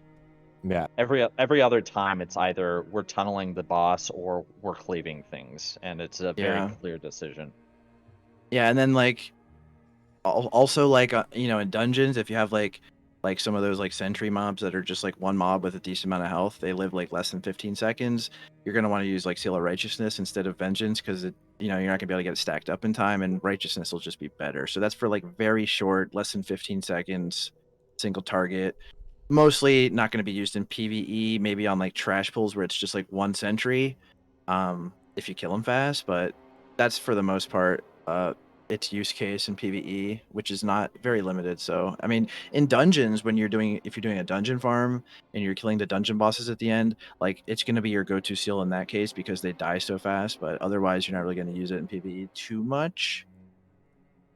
Even then, you might. That was righteous, right? Seal of Righteous. Seal of Righteous. Yeah. Even then, cleave it feels better overall. The I think command in a dungeon is just crazy, right? Yeah. Oh yeah, if there's he's just referring. He's referring to the bosses. Like there's still like ads and stuff, but if you're hitting just a single bot, like single target boss, like righteous will probably end up being better. Mm-hmm. Yeah, and I think so. I guess the only other stuff we haven't talked about is Hammer of Wrath instant cast now. Doesn't reset your swing timer. Almost always crits, so it's really good. Hits for like 4K right now in prepatch. Pretty great. Also scales with AP. And execute timer, right? And spell power. Oh yeah, big execute. You're gonna want to have your time to kill WeakAuras telling you how long you have until the boss dies, so you can save your wings for execute because you're gonna want to use wings during execute if you can. Obviously, you want to use it with lust too, but your second wings. Yeah, I was gonna say, do you so wings pair it with lust at the opener? Oh, absolutely. No. Wings is a 2-minute cooldown with talents, and it's off the GCD, which is really nice. Wow. Because it was on GCD and TBC, and that was really annoying. But it pairs up with like your 2-minute trinkets and stuff really nicely, which is cool. But you'll want to do your second wings under Lust. What was wings CD in Wrath? 3 minutes. 3. In TBC that's a really good change. That's an awesome change. So also, it only puts your bubble on cooldown for 30 seconds instead of the full minute for Forbearance. Mm-hmm. Which is huge for Brutalis. Yeah. What you mentioned Divine Storm, and like that's like my most exciting ability moving into Wrath for Ret Paladins. But like if anyone doesn't know Ret or anyone like new to the class, that's like the most exciting ability in my eyes. Could you just like kind of describe it and how it's used? Divine Storm is Whirlwind, but better. It because it's not normalized. Whirlwind's normalized, so it's a 3.3 weapon speed whereas Divine Storm is not. So if you have a 3.7, it's hitting with that 3.7 speed. And then on top of that, it will proc seal effects, because all melee attacks will proc seal effects. So Even the cleave effects? No, Not the no. cleave. I was like, oh my god. For Vengeance, it will proc the seal effect if the target already has a dot on it. So if you have Seal of Vengeance taking on both targets, the Divine Storm will hit both targets for that extra 33%. And then for Command, it will proc one instance of the command attack. So it won't proc the cleave effect because that would be like 12 command procs off that one button, which would be a little bit broken. Oh, that's like normal, yeah. It's fine. Listen, it's like sweeping strikes, okay? It's fine. Yeah. But then it'll proc righteous, it'll proc righteousness normally, it'll proc wisdom normally, it'll proc light normally, and it'll proc justice stuns as well. So that's cool. I think that's the main thing. Oh, also it'll heal you for it'll heal somebody smartly for 25% of the healing, or of the 25% of the total damage done. When you're solo, this is like a quarter to a third of your health if you have 4 targets. And then if you have wings huge. up, it's like half. Wings also buffs healing output as well, which is Oh, I didn't even know that. That's crazy. only 30%. It's a little relevant for Ret. It's wildly relevant for Holy, because you can just dunk heals into a tank, or 2 tanks for that matter. Probably nice in PvP when you pop wings and you might have to get like a insta flash out or something. Yeah. I don't remember if it affects the Defiant, whatever the skill that we can do. I don't remember if it affects that, but and how the snapshotting for that works. Like if you have to recast the field. Yeah, I don't know again, either. like there's some weird mechanics there. But yeah, Divine Storm's pretty awesome. Great cool kit. It's fun. Like I know there's been a lot of doomering about Ret, but like it's fucking fun right now. It is fun. Trash. You just walk into trash. Especially like go do a high drill as a Ret Paladin if you want to find pure childlike wonder. Go into a high gel, drop your consecrate while you're running in, Divine Storm, Holy Wrath, and actually look that you're pretty high up there on meters. Yeah. Which is like was not the case. I remember Hydral early on, it was like your Ret was in a full spell power. Spell power. I did it. Yep. Good times. And you were like half of a warlock. We did okay. We did all right. But I mean, that pretty much covers it for like everything besides the utility spells. Like we have some utility spells. Like we got the Divine Sacrifice, which is like the raid sack. It reduces the damage that your raid takes if you have the Divine Guardian talent, right? Like it'll make your raid take 20% less damage for 6 seconds, and it'll transfer some damage to you. You also have like the single target Hand of Sacrifice that you can put on your tank and reduce the damage or transfer some of the damage he's taking to you. These are like things that will separate a okay Ret Paladin or like a lazy Ret Paladin from like a really good one. If you don't spec into Divine Sacrifice, you'll get Aura Mastery, which is making your auras twice as strong, which is not really the good part, but it also makes your Concentration Aura give you like an immunity to silence and interrupt for 6 seconds, which is like pretty much the main core reason why you would get it. But you just can't get it with Divine Sacrifice, so you have to pick one. I think most Rets, if they're PvE oriented, will just dual spec into both and then swap when they need them. And then you obviously have your Art of War, can give you Instacast Flash of Light. Then you have your hand spells. You have Salvation, which pick a target and you take 20% of their threat and you reduce it over 10 seconds. 2-minute CD, use it on people that are going to pull aggro. Use it on yourself on the pull on trash. Stuff like that. You are fucking smacking these bosses right now. No anybody's saying that. He's like top every time, bro. It's crazy. Yep. I mean, there's a lot. We're in a good place right now. Yeah. You're doing a good. I mean, we have our entire kit right now. Like we literally only get a rank of Exorcism, a rank of Consecrate on the way to 80. That's all we get. So we have our entire kit right now. Like we're in a pretty good spot in pre-patch. If anybody's like thinking about playing Ret in Wrath, I would play right now. I'd try it out. Each of these bosses you're dumping, man. It's pretty crazy. So And then we still have like Blessing of Freedom, works the exact same. It's a little bit shorter now. In PvP, if you get the talent, you can break yourself out of stuns. While you're in the stun, you can break other people out of stuns. Your bop is still exactly the same. And then you have Hand of Reckoning, which we talked about a little bit earlier. It's your single target taunt. It's off the GCD. If you're really, really clever, you can find ways to use it and get free damage by does taunt damage. swapping. It does do Yeah. damage, and It it can does- crit. it does a like if you pull up the picture I just posted, it does a non-insignificant amount of damage as well. Like Yeah, it's pretty big. It's I mean, you're also spamming it in your rotation as like a tank too. It's like it's throwing out some fucking hits. you're also spamming it as a ret on trash because it's like because like you can just do basic things like you just snipe shit. Like if you're really wanting to pad the meters, you're sniping taunts on things that are low or things like things that'll die before they come and turn around and beat the shit out of you. But Look, his average hit was 3K. I mean, that's pretty hard hitting, right? yeah, the max hit was what was that? 4.8K. So Yeah. So does and it do that's pretty damage bad. if they're taunt immune? I don't actually know that. No, it does not. But I don't think trash so, is yeah. very That sucks. often tauntable. So it's going to be about like if you really want to be clever and try to find a sneaky way to add some damage, this is going to be it. Swapping taunts with your tanks and calling out, you know, hey, I'm taunting in 3, 2, 1, boom, taunt back, stuff like that. You can Get figure one out shot easy. Yeah, you get one shot. yeah. You can figure. I mean, sack maybe Divine Guardian or Divine Sack the raid first, but no, I mean like you can.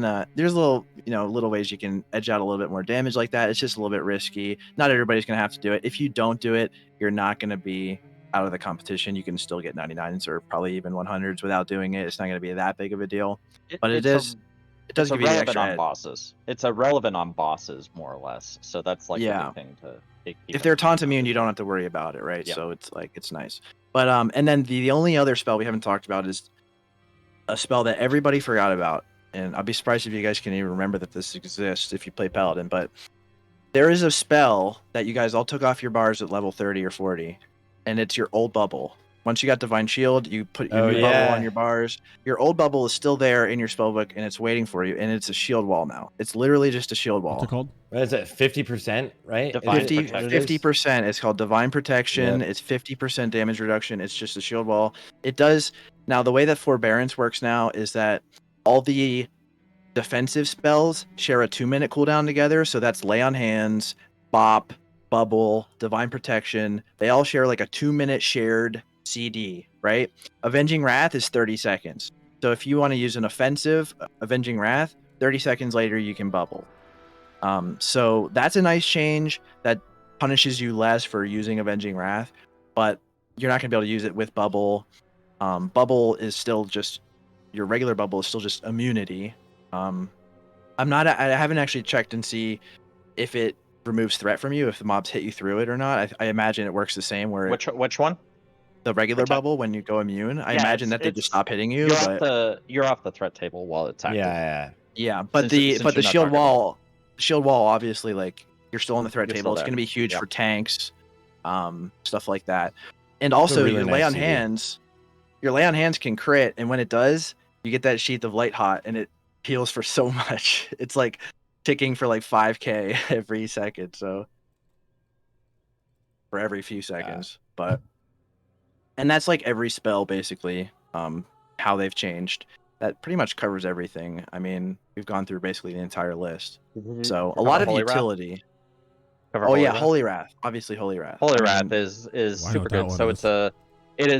it is instant That is cast now. so It used to have a nice. cast timer, and it's an AOE stun. It will only affect undead and demons. So that's one thing to keep in mind. But it's AOE instant cast, stuns, procs vengeance. It's pretty legit. And it's so useful in Max, right? Like you fucking Wildly, everything's undead. wildly. Yeah, it's Yeah. so clutch. This is kind of why I'm saying, like in NAC, Ret Paladin is going to be able to run in Divine Storm, Holy Wrath, and like in 2 globals, it's kind of like the same, like we were saying, it's the same thing as your Howling Blast. It's 2 globals to just blast 4 to 6 targets really hard. Now there's a glyph for this that cuts the cooldown in half. It might be useful. It might be useful on Nax Trash. It's not the best glyph for like boss damage or cleave damage, like outside of undead or demons, obviously, but it is probably useful to have for Nax Trash. You can just like swap it between like maybe have 2 specs, one with the Holy Wrath glyph, one without it. But it does use a lot of mana. You just have a stack of glyphs, honestly. Yeah, maybe. Yeah, I guess that too.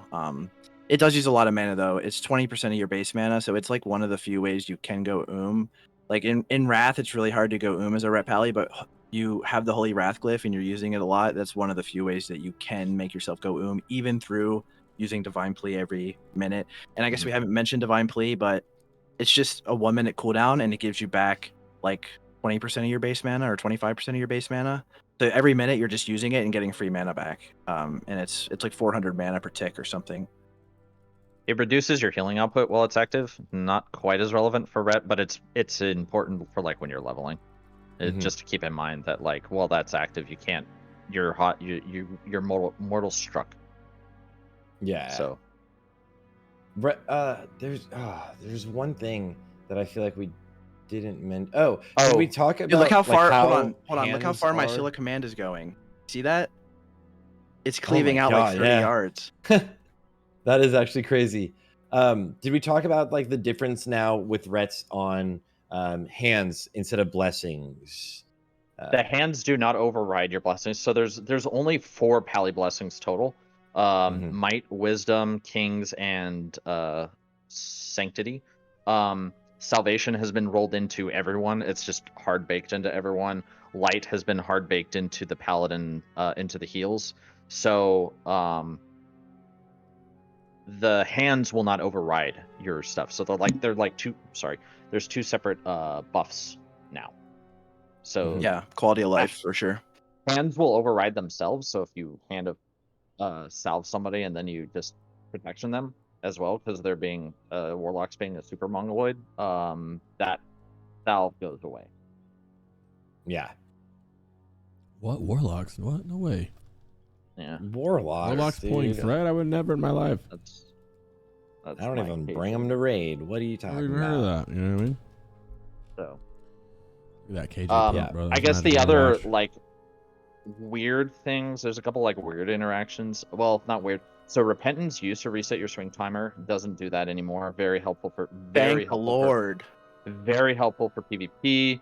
Kind of nice for if you're doing solo stuff. I would say it's useful in 5-mans, but those are such a joke. You would never CC anything in a 5-man. In Wrath,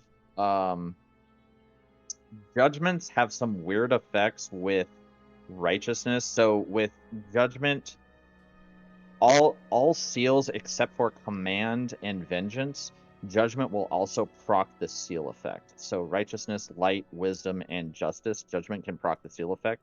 It will not do that for Command and Vengeance, though. And it's just this weird thing. I've even tried to bring it up to a dev to see if maybe we can get a little more consistency on that. But that's I was gonna just say the thing. if it did proc Vengeance, we would probably be on par with a lot of other DPS on single target. I think it would be enough. It would be another like 3 to 4% damage. Yeah, it would be not. Which it would be not helpful. Insignificant. It would be helpful.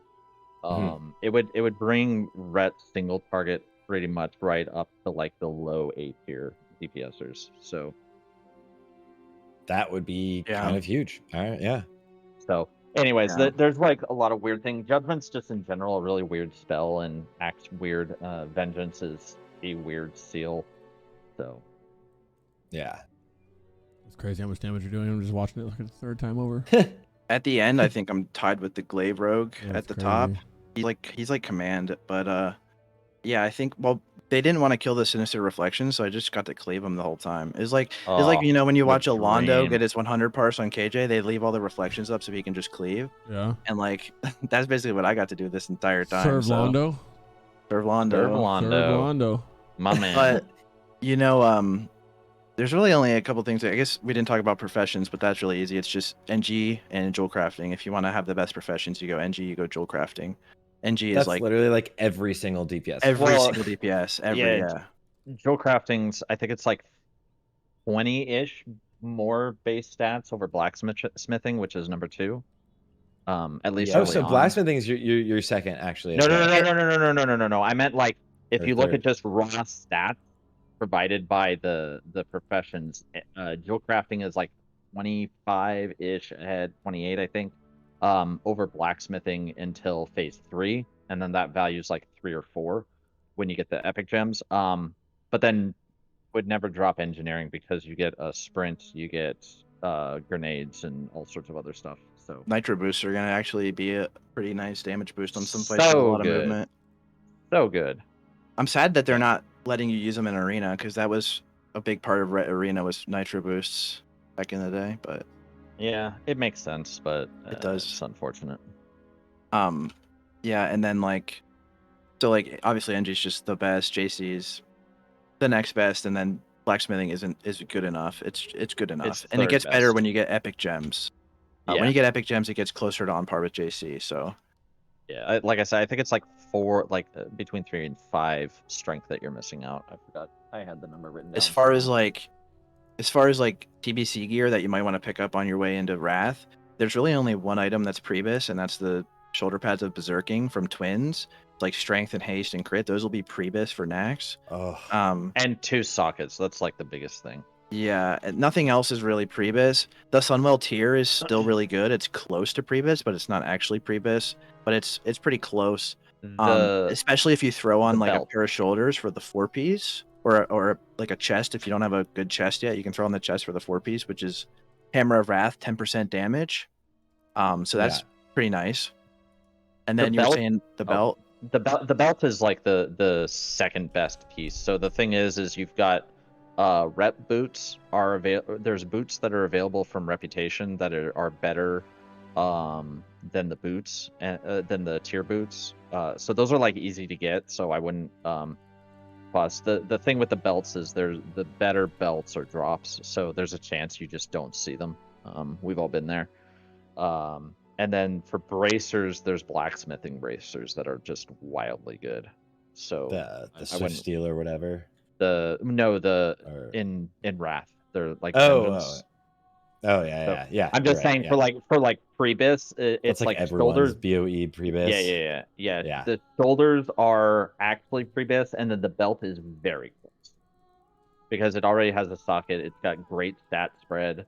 Were the shoulders pre-bis for you already, or bis for you already before pre-patch? I feel like I don't see too many Rets that have Paladins of Berserking.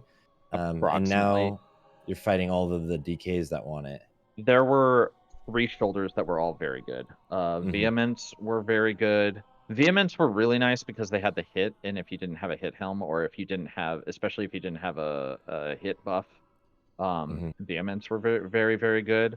The Demon Tooth were fairly good, and then Berserking were pretty much in line. Like they were all within line of each other, like plus or minus 5. Yeah, 10 DPS max, like difference between the 3. So, but Berserking are just very good because like the armor pen's just like a dead stat. And so the demon tooth, I think it was the Battlebird ones. Those are just not good anymore. And then Vehements are probably a close. I need to double check, but they're a close second just because like they've got a lot of hit on them, and we're short hit in a lot of cases. Yeah, so the hit's nice. Good to know. If it's okay, I think I would like to segue into. We have like a WeakAura we want to give you guys that our friend Suli's made. So Suli's is a friend of ours.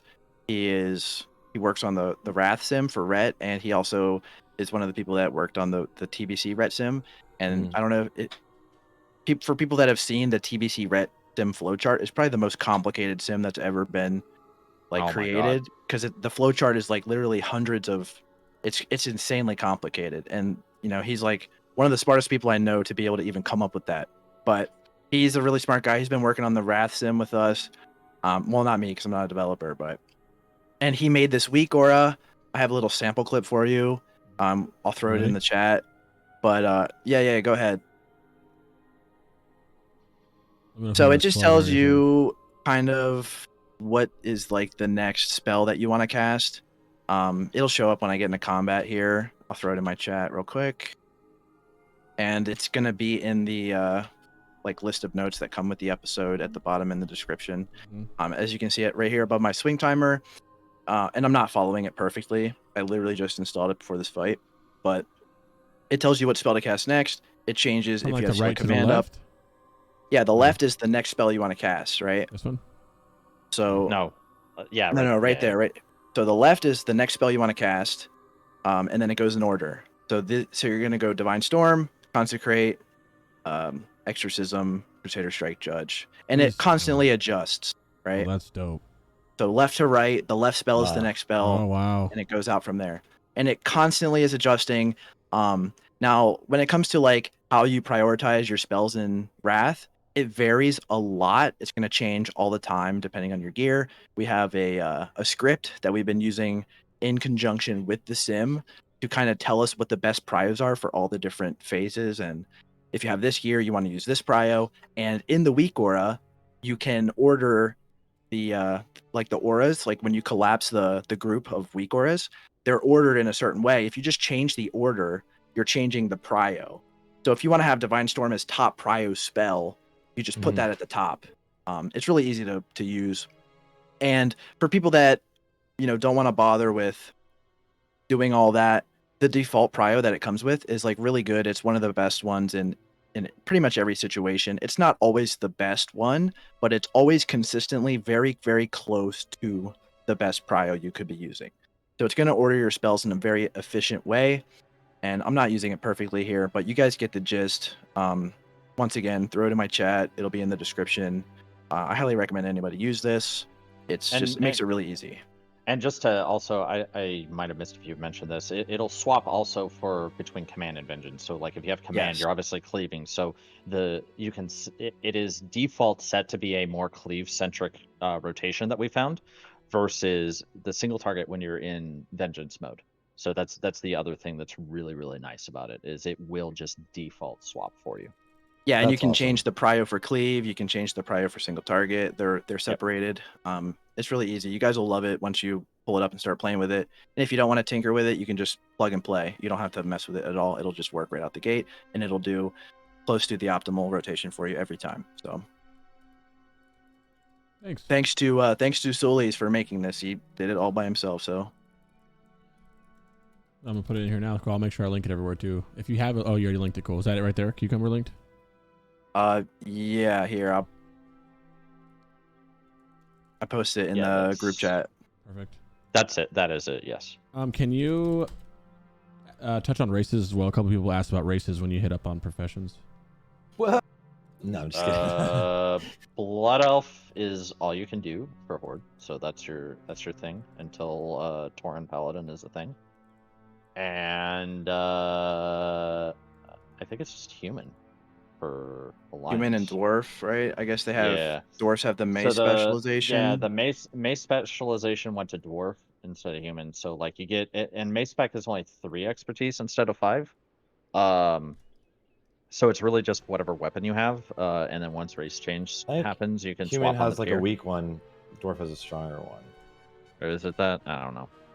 I'm Horde, so I should know this stuff. But I think it's 3 now for humans, 5. That makes dwarves. sense because humans get the last man for himself. So yeah, humans have human racials are just that's the main thing. So like the thing with dwarf is like there's no good maces. We'll cover this more with gearing, but there's just no good maces at all through the game. So like you don't really get much out of the mace spec. It's one of those like, yes, in theory you swap, but in practicality, like outside of that vacuum, there's just nothing decent. So I guess you're either people in running an axe or a chat. sword. Will to survive. My God, Toto loves it. I rolled Draenei for the guild on one of my DKs, and it's like technically It's hunters painful. should be the Draenei, Will to survive is actually going to be so useful in a lot of raid situations. Getting out of like having a trinket is ridiculously nice in a lot of situations. It's a meme now though. Yeah. I wish I'd rerolled. The Draenei? You wish you rerolled the Draenei, or you wish you didn't? No, I wish I went human. You are Draenei? Yeah, I'm Draenei. Are you gonna race change and lets you? Yes. As long as the guild will allow it. People always knock humans, bro. They're like, yeah, why would you want to be a human in real life and in game? Because they're fucking broken. They are pretty a broken. free PvP trinket is probably the Yeah. most overpowered ability next to like. And having it while you're PvEing also, it's Yeah. There's a lot of shit in Lich King that gets you out of stuff with the trinket too, or a lot of these boost classes. A lot Right. of us are boosting and doing BGs right now. A lot of them are human. You don't have to worry about PvP trinket. Yeah. So that would be Or real wearing nice. a PvP trinket on, like, you know how we were going twins and a lot of people had the Mando PvP trinkets. Boom, that's huge. yeah, it's not a thing anymore. Easy. What is for you? Your journey, but yeah. Yeah, I know. Fuck me, dude. God, it's every day. I think about it literally like multiple times a day. I'm like, why? Art of War WeakAura? Nice. Okay. I'll link Yeah, that so as this well. is I got a couple people in my chat asking about this. I'm just gonna post it in my chat as well. Go ahead. This is the Art of War WeakAura. When you saw me showing off the WeakAura, the priority one in SSC there was like wings that were showing up on the around my character. That just tells me I have Art of War up. You can do this two ways, either using this WeakAura that I have in my chat, and Crix gonna post it in the chat as well. You can do it with the WeakAura, or you can do it with a add-on called I just linked it. What is the add-on called? Spell activation overlay. Yeah. I was telling people to steer clear of this early on because it wasn't adjustable. So like it would just put things in a base size and location. So like it would get in the way of like if you've adjusted your UI or your own WeakAuras or anything like that. But they have updated it 2 days ago. And so like this is really nice, and it'll do procs for all of the classes. It is. I've been using this add-on for a couple weeks now, about a month now, and I absolutely love it. It works for every single cast. I can speak for the casters. It works for every single caster class, every proc of anything that's ever comes up on any of my classes without any issues. Now it's adjustable too, so any that's issues, which is huge. nice. I didn't know that it wasn't. Speaking on that, I didn't need it to be adjustable. It was fine where it's at on my classes personally. So that's kind of cool they did add that. But yeah, I've been also, just like Sarthe said, I was skeptical at first, and Felipe told me to get it. That's when I got it finally, and then I love it. It's like having that WeakAura that you always get to watch your procs, but you don't need it for any of your classes. Yeah, I was designing them like personally for every class too, or like importing like the actual retail UI so then whenever people would import my WeakAuras, they're like, why are they these green boxes? And I have this huge red letters on on my WeakAura download page. It's like massive red letters, like it covers the whole like first page. And then I'm like, just all you have to do is read this. I get the question literally 50 times a day. And so now that they've adjusted this add-on even more, I'm like very excited about. Yeah, so if you go with the add-on, it obviously works for more classes than just Ret. If you go with the WeakAura, there is a downloaded texture, because the texture is not like a default WeakAura's texture. You have to download the texture from the description, but I can vouch I did it myself, and there's no viruses. I scan it and everything, I promise. But if you don't feel comfortable downloading the texture and putting it in your add-ons folder, then just go with the add-on. So those will both be in the description if you guys want to check them out. But that pretty much covers all the tech that you might want. Like there's going to be a list of macros that you'll see as well that you can use down in the description. But as far as tech goes, it's really just the Art of War, something that tells you that you have Art of War, and something that tells you what spell to cast next with your prio, and that'll cover pretty much everything that you need in terms of like WeakAuras or other technology, other add-ons, things like that. Beautiful. Go ahead. Next one is a Ret overview. Whoever wants to take that away. It looks like you already sent me a talent thing that I have up now. If that's what that was. Okay, perfect. Yeah. Perfect. So talents here for Ret. This is like your baseline cookie cutter mandatory talents that you need. You'll also notice this is like also something you can just go at 70. But this has everything that you need to have to be at least doing optimal damage. So just kind of going down the tree, there are 2 points that are not mandatory, and it's the 2 points in improved might, and that is only if like you don't have either you don't have a warrior, or you want to allow your warriors to not have to spec 5 points into moderately dead talent, whereas you just spec the 2. It's pretty nice. So but if like you have a whole bunch of warriors and they're just fine dumping 5 points into that, you can go 2 points into like Vindication, or there's a few other points. kind of going into that, Vindication kind of it's the same debuff as Demo Shout. Frankly, Demo Shout's a little better just because it's like a total AoE. Vindication only procs off of your melee abilities, so Divine Storm, Auto Attack, Crusader Strike, so you can't get it up on a lot of things. Well, you can't. What? But it doesn't proc on everything with Divine Storm. You just. No, it does. But what I'm saying is, like, if you run into a pack that like hits really hard and you want to get demo shout up on like in Hydro, if you want to put demo shout up, like, or if you want to get this up, a warrior can get it up on everything, whereas you can hit 4 targets. Also, it's only a 50% chance to proc, so it's not going to go up always. It'll stay up, and it's a great leveling talent, but it's not gonna be consistent. Is the main thing. The points in Sanctified Retribution are covered by Arcane Mage. So at least in prepatch, you don't really need that because all mages are going Arcane because it's doing absurd. Divine Purpose. Right now. Divine Purpose is kind of like the next, and we'll go all the way down the tree again in a minute. I'm just going over the kind of filler points you could swap around. Divine Purpose is really, really, really nice for solo, and it's absurdly good for PvP. You can use Freedom while you're stunned. You can get other people out of their stuns with it. You can get yourself out of your stun. It is super, super busted. So these are like another 2 points that you could use instead of Improved Might if you so decided to. But otherwise, this is like the cookie cutter mandatory spells. You want to have 5 points into the Divine Strength and Protection. It's an absurd amount of damage. And then the 5 points into Seals of the Pure.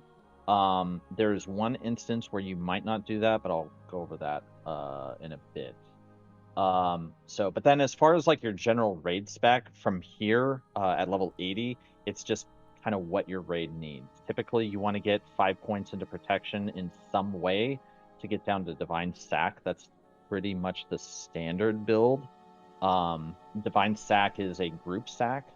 Did you say that you lose some DPS by grabbing it though? No, you lose DPS if you go to the raid sack. So they're two. There's 2 separate things. So Divine Sacrifice is just within your group, which is nice because if you just stick the Ret Paladin in the tank group, then now you have an extra tank cooldown, right? In the last 10 seconds, so you can just bubble pop this, and you're doing very well. Divine Guardian, which is below that, you can get this. However, you will lose 3 points in Seal of Pure you'll only be able to get 3 out of 5 in Seals of the Pure in order to get this. And that's kind of where the dilemma, that's where the kind of iffy thing is. It's an absurdly strong talent, but you're losing probably 3 to 4-ish, 3 to 5-ish single target damage. Completely that's irrelevant on trash though. Okay, but still 5%. Oh, man, that hurts. Yeah, and that's kind of why it sucks to get, and that's why it's really frowned upon. I have a lot of these specs in the WoWhead guide. You think they're gonna make you take it? You think it's gonna be normal to take it? in case they make it, if they make you take it, yeah, that's the you'll lose. It's about 3 to 5% DPS on single target that you're losing because it's all the Seal of Vengeance damage, but it's also the Judgment Vengeance damage, and that does add up a bit. So that's the big issue there. But yeah, then outside of this, so you've got your 5 points that you need to spend, or 5 points you need to spend in protection to get Divine Sack. It just kind of depends on what you want to get. You can go highly recommended to go 2 in Divine into Guardian's Favor. Puts your Hand of Protection down to a 3-minute cooldown, which is super good. And then from here, you can either go stun duration reduction or just get 3 points into Divinity, and you're taking more healing, which is super nice. And then you have your party sack. And then from here, you've got 5 points left to spend, or 4 points, and those are just generally raid buffs. The typical thing is you have 1 in Sanctified Retribution and 3 in Swift Retribution. If you have a consistent Boomkin, you literally don't need this because they have to take their haste buff because it also gives them spell damage. So you can take those 3 points and now you have utility. So Divine Purpose is always really nice. And then you just got a free point to do whatever. Good question. Are you taking it though? Am I taking it? No. Probably not. Probably not. Probably not. Probably not. I'm just gonna tell unless- everybody, go get this. I mean, I'm like, not if doing our, it if our, though. if our boom, well, no, I mean, like the boomkin. If you have a boomkin, they literally want to do that because they get bonus spell damage off that. So, Yeah. like, there's if you read the tooltip, it is your auras increase casting range and melee attack speed by 1%, which is the same thing the boomkin provides, and you don't get any extra benefit. It'd be one thing if it's like also increases your strength by 10% or by 10%. It's like, yeah, of course, take this. But there's no point if someone else is just providing it by default. So Yeah. That's fair. but But yeah, are you taking the raid wide DSAC though? So if you want to do that, like I said, you got to drop 3 points in Seal of the Pure. I will voice against it unless it's like there's like a raid strat that's revolves around it. Like that's kind of the main thing is like if your raid strat revolves around it, then sure. But I don't know of anything until literally Lich King where raid stack would be really useful. Also, I'm pretty sure not only is your prop paladin gonna get it, but your holy paladin will probably be getting it as well. So you'll have at least 2 of them.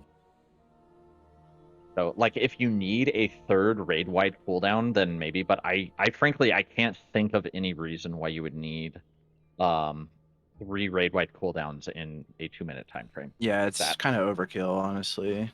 Yeah, it's pretty heavy. So good to know though for people looking at it. And then, like, if for some reason you're going Aura Mastery, which is kind of nice, but I think that it's less. Personally, I just find that overall less useful from a utility standpoint. You would you'd take out of the 5 or the 6 extra you put in protection, 3 into healing light, and then probably 2 in either intellect or unyielding faith, just kind of depending on what if your encounter is gonna fear you, that's nice, and then you can pick up Aura Mastery. As far as glyphs, you're pretty much always running Judgment. You are not pretty much. You are always running Judgment. You are always running Vengeance. At least, well, okay. You will be running Vengeance until possibly TOGC ICC, when the gear you're just picking up this expertise natively and you don't need it anymore. And then right now you're gonna be running Consecration. We've ran some sims where during if a fight has a longer execute, Consecration glyph goes up like in value hugely because you just have so many buttons, you're just keeping your Consecration out for longer. In a fight where you have less execution time, if there's anything that kind of stops, like Archimon, for example, Exo is actually a little better because Exo just hits so hard.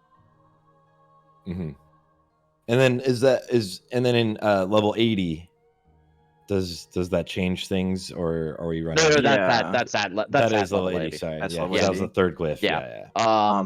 We're pretty sure that with 4-piece tier 7, which reduces the cooldown on your judge, that you're gonna want to use Consecrate for that. Yeah, we'll get to that in a minute, though.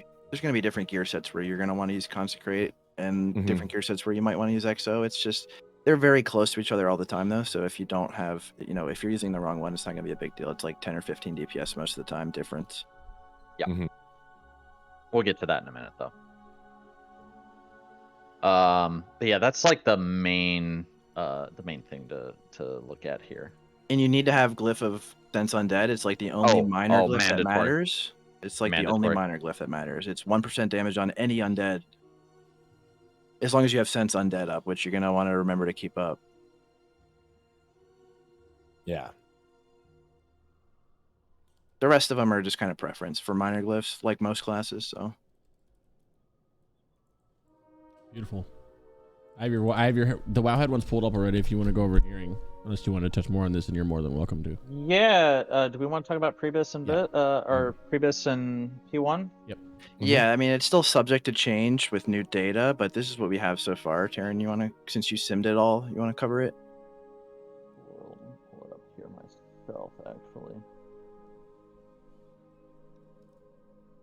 So I guess we'll start with pre-raid. So in pre-raid, you pretty much have one option for helms, and that's the Titan Steel. It's just absurdly itemized because it doesn't have stamina on it, which is nice. You're getting bonus item budget for other stuff. Bloodied Waters. I'll just go over like the mandatory items. Bloodied Waters is really, really, really good. Vengeance Bindings is very, very, very good.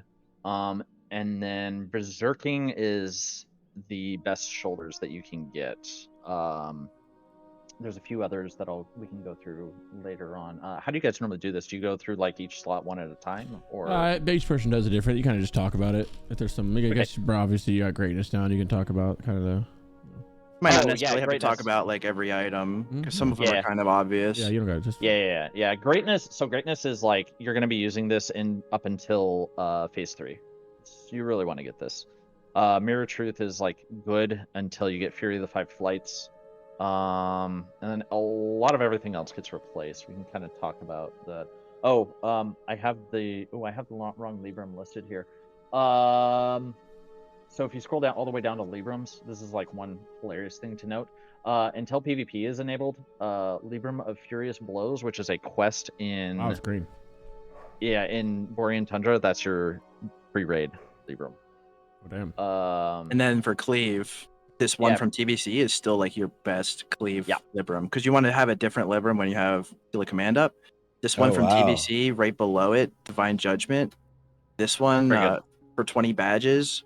The epic one right above Avengement there, that it's like a 40% chance every time you judge to give you 200 attack power for 10 seconds. It's really, really good.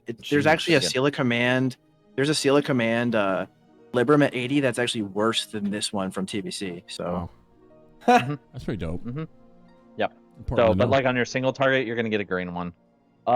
As far as like going through things, a lot of this like Prebis, we've got like 8-9 days of between launch and raids. Yeah. So a lot of this just kind of comes down to what you get for drops.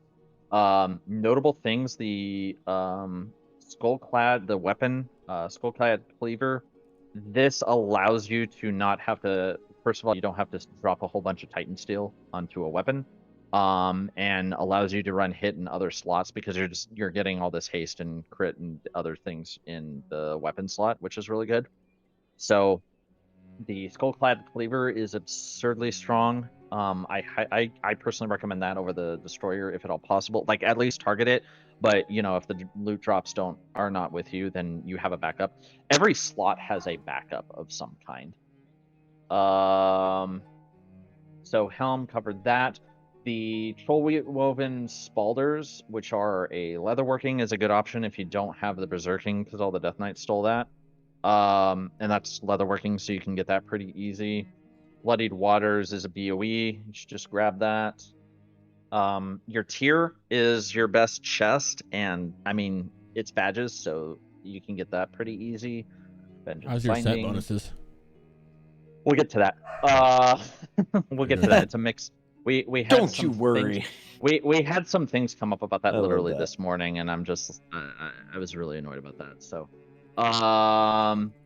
but the items for pre-raid are just better because you cannot get a 200 item level chest, right? An epic 200 item level chest. So that's better. The Heroes Redemption are very, very good as well. So you want to grab those. As far as belt, it's literally you grab whatever stats you need. If you need hit, you grab those, and otherwise you can. Oh, I still have the wrong. There, I'll get that fixed. Basically, any of the badge belts are very good, and you just grab whichever stat you need. And legs, you've got rep legs from Kirin 4 are good if you can't get the staggering legs. So the nice thing about free raid for Ret is you have a lot of options that it'll get you within about 100 DPS of like optimal, and you can get that without slaving away, or if you just have really, really bad drops. So I mean that's about it for pre-raid. Yeah, and I guess some people asked about the Ring of the Kirin Tor. They were thinking that the other one would be better because it's got like strength and stuff, right? I mean, Do I have the wrong one listed there? The no, strength no, no, one you is have the better. right one. I think I asked you about this yesterday, and you said no. This is Yeah, actually the better one. The Right? strength one Oh, is better. okay, that's right. Okay, sorry, I got Yeah. confused. No, the Somebody was strength. asking me about it this morning, but Yeah, the strength one is better. and that's a lot of money. 8,500 gold. Yeah, so Jesus. that's the other Yeah. thing is the Scarlet Shadows. If you can stack hit elsewhere in your gear, the Scarlet Shadows is decent. So if you don't want to drop 8,500, you can kind of go that route. Like I said, there's a lot of options. You'll get it within about probably 200 DPS if you go with like a budget option.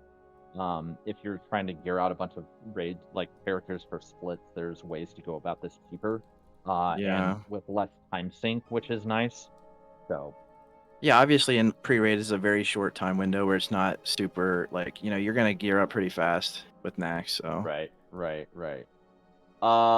So we can talk about phase 1 now, like with actual raid biz.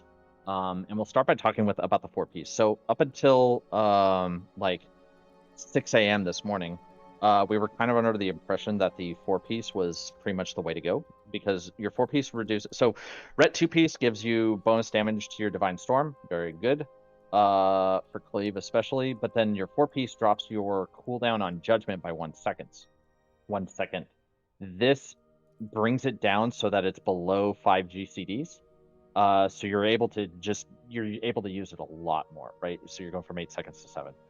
And up until this morning, we pretty much were leaning on the fact that this is better. It makes your spells line up better. It does a lot more better things. However, if you go to the set bonus, there's this 2-piece tier 7 bonus. And what this does is this actually just focuses on getting the best item level stuff. So you're grabbing the 226 legs from Sarthe, the 226 helm from Sarthe, and as it turns out, if you go this route, it's just better by about 100 to 120 DPS. Damn. From the 4-piece, and this is with having a rotation that is more optimized between the two sets. And it's frustrating, but that is what it is. So we have both of them listed here, and you do have to use a bit of a different rotation between the two sets. Yeah, there'll be more data to come on that. Basically, we've been running these scripts, and they stimulate all the different rotations that you could possibly use with a certain gear set and a certain settings. And we just run a script for a few hours. It tells us what's the best prio for this gear set, and we're collecting that data so that we can publish it at some point and say like, hey, if you have this gear, if you have phase 1 bis, you use this prio. You can adjust your WeakAura to match. If you have phase 2 bis, you use this prio instead. Just to make it easier on people because it is really, really complicated.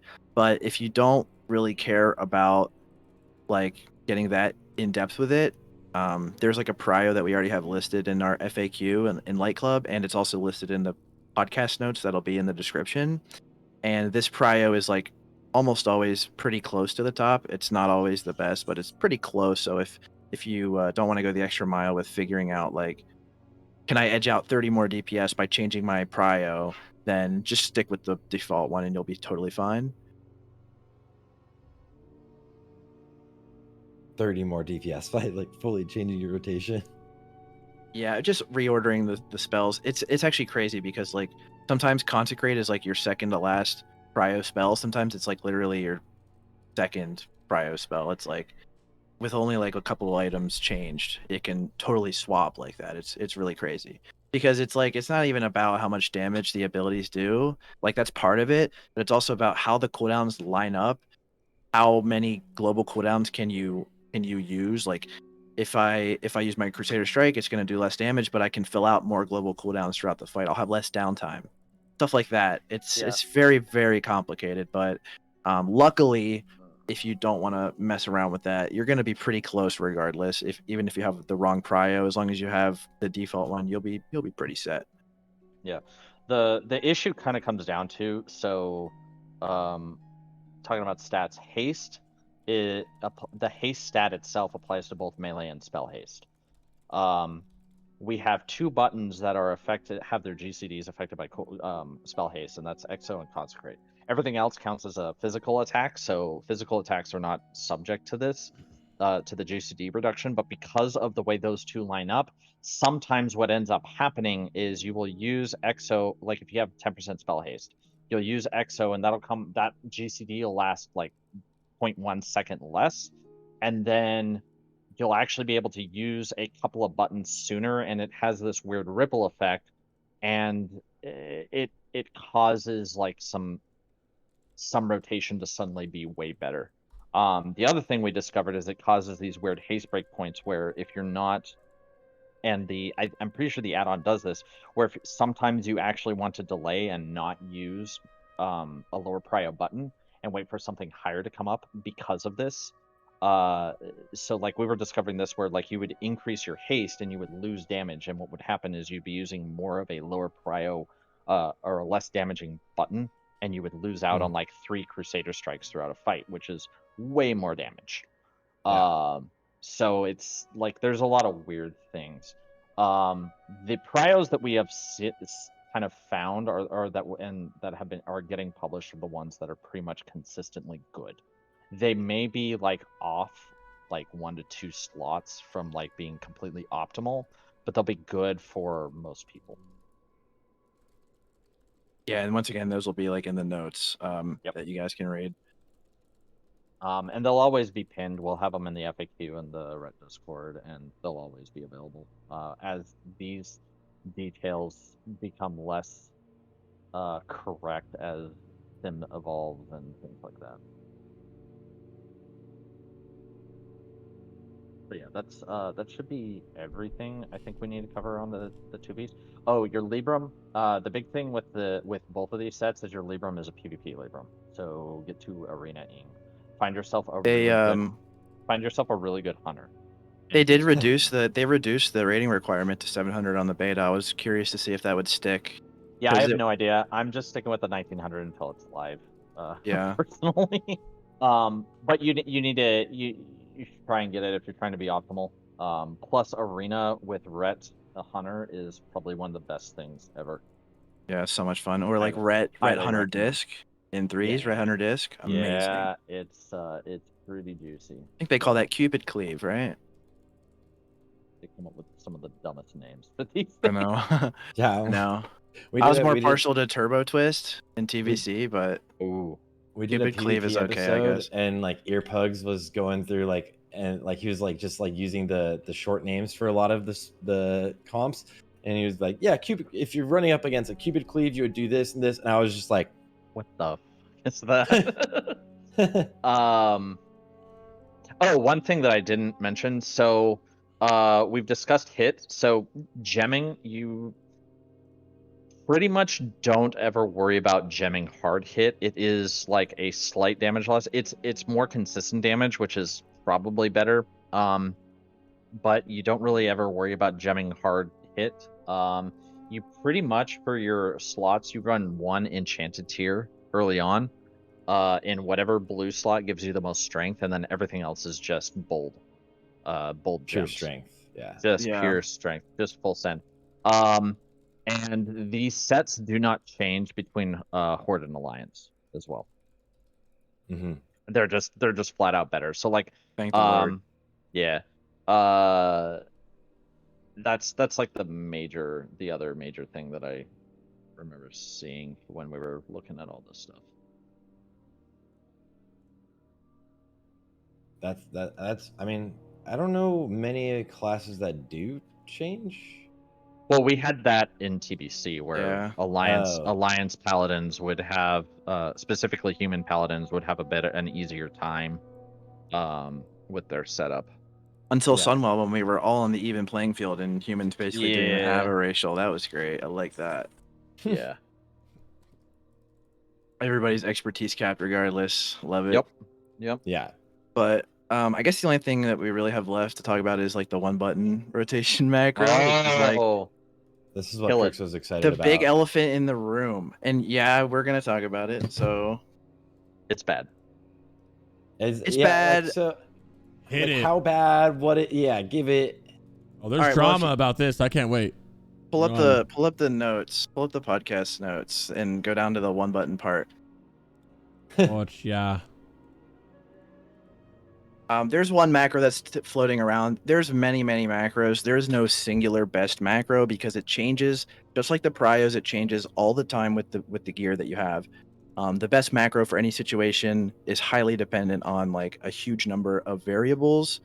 If you like, you're gonna need more than one macro. Like, you actually need 2 macros, like, period, because sometimes it gets stuck on exorcism and you have to like switch to a second macro to keep your rotation going without like just resetting the macro to the start. So yeah, okay, so now that I see this pulled up, I have a huge like Boom. pros and cons list. Right there. The macro is here if you guys want to play with it. If you guys are thinking about using it, I would highly suggest just going into a dungeon and trying it out. I don't think you're gonna like it. You're gonna notice that like you can't time your divine storm or your consecrate when you want them. Like you just can't control when they're going off. So that's a big problem in my opinion. If this is the macro that's typically floating around, I made a video about this on my YouTube channel. A guy named Terryn made a video talking about this macro, saying that it would be a DPS gain for most people. And I just didn't really False. agree. I didn't really agree. This is his macro, and this is the one that most people use and used on private servers. It requires Holy Wrath glyph because it has Holy Wrath. If you don't have the glyph, your cooldown is just not gonna be short enough for you to use this macro. So you have to have the glyph, and this means it's a little bit more mana intensive. And then you have this execute macro that you have to swap to an execute phase. You'll notice that the execute macro has 6 spells. So you're only getting a Hammer of Wrath out every 9 seconds.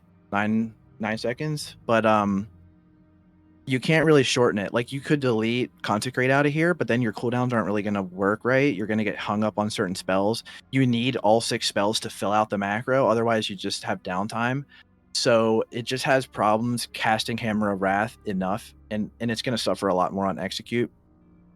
But if you guys want to try out the macro, here is a macro. There's many different macros. You can actually use the sim, which I guess we'll put a link in the notes for the sim because we didn't even talk about that. But you can go into the sim and build your own macro and test out various macros, see which one is the best if you want to use one. So down here, we just don't recommend it. It is across the board less good. Yeah, I have a huge list of pros and cons right down below here. The pros, I mean, there's obvious pros, right? You don't have to think. Look away from the screen. You can watch Netflix. You literally don't even have to look at the screen. Like, you can just play like kind of AFK. You don't have to learn different priorities. If you have slow fingers, like, it might be good. Like, if you can't press your spells fast enough, because like, if you as Ret in Wrath, if you like, if you're slow, just slow fingers. Yeah, I mean, that's like, unreal. That's pretty much the only yeah, way yeah. you're gonna gain DPS, because like, if you play Ret in Wrath and you fuck up your rotation and you cast your spells in the wrong order, you're still pretty close to optimal as long as you're casting your spells as often as you can be. Like, if you fuck up the order, you're still in a pretty good shape, right?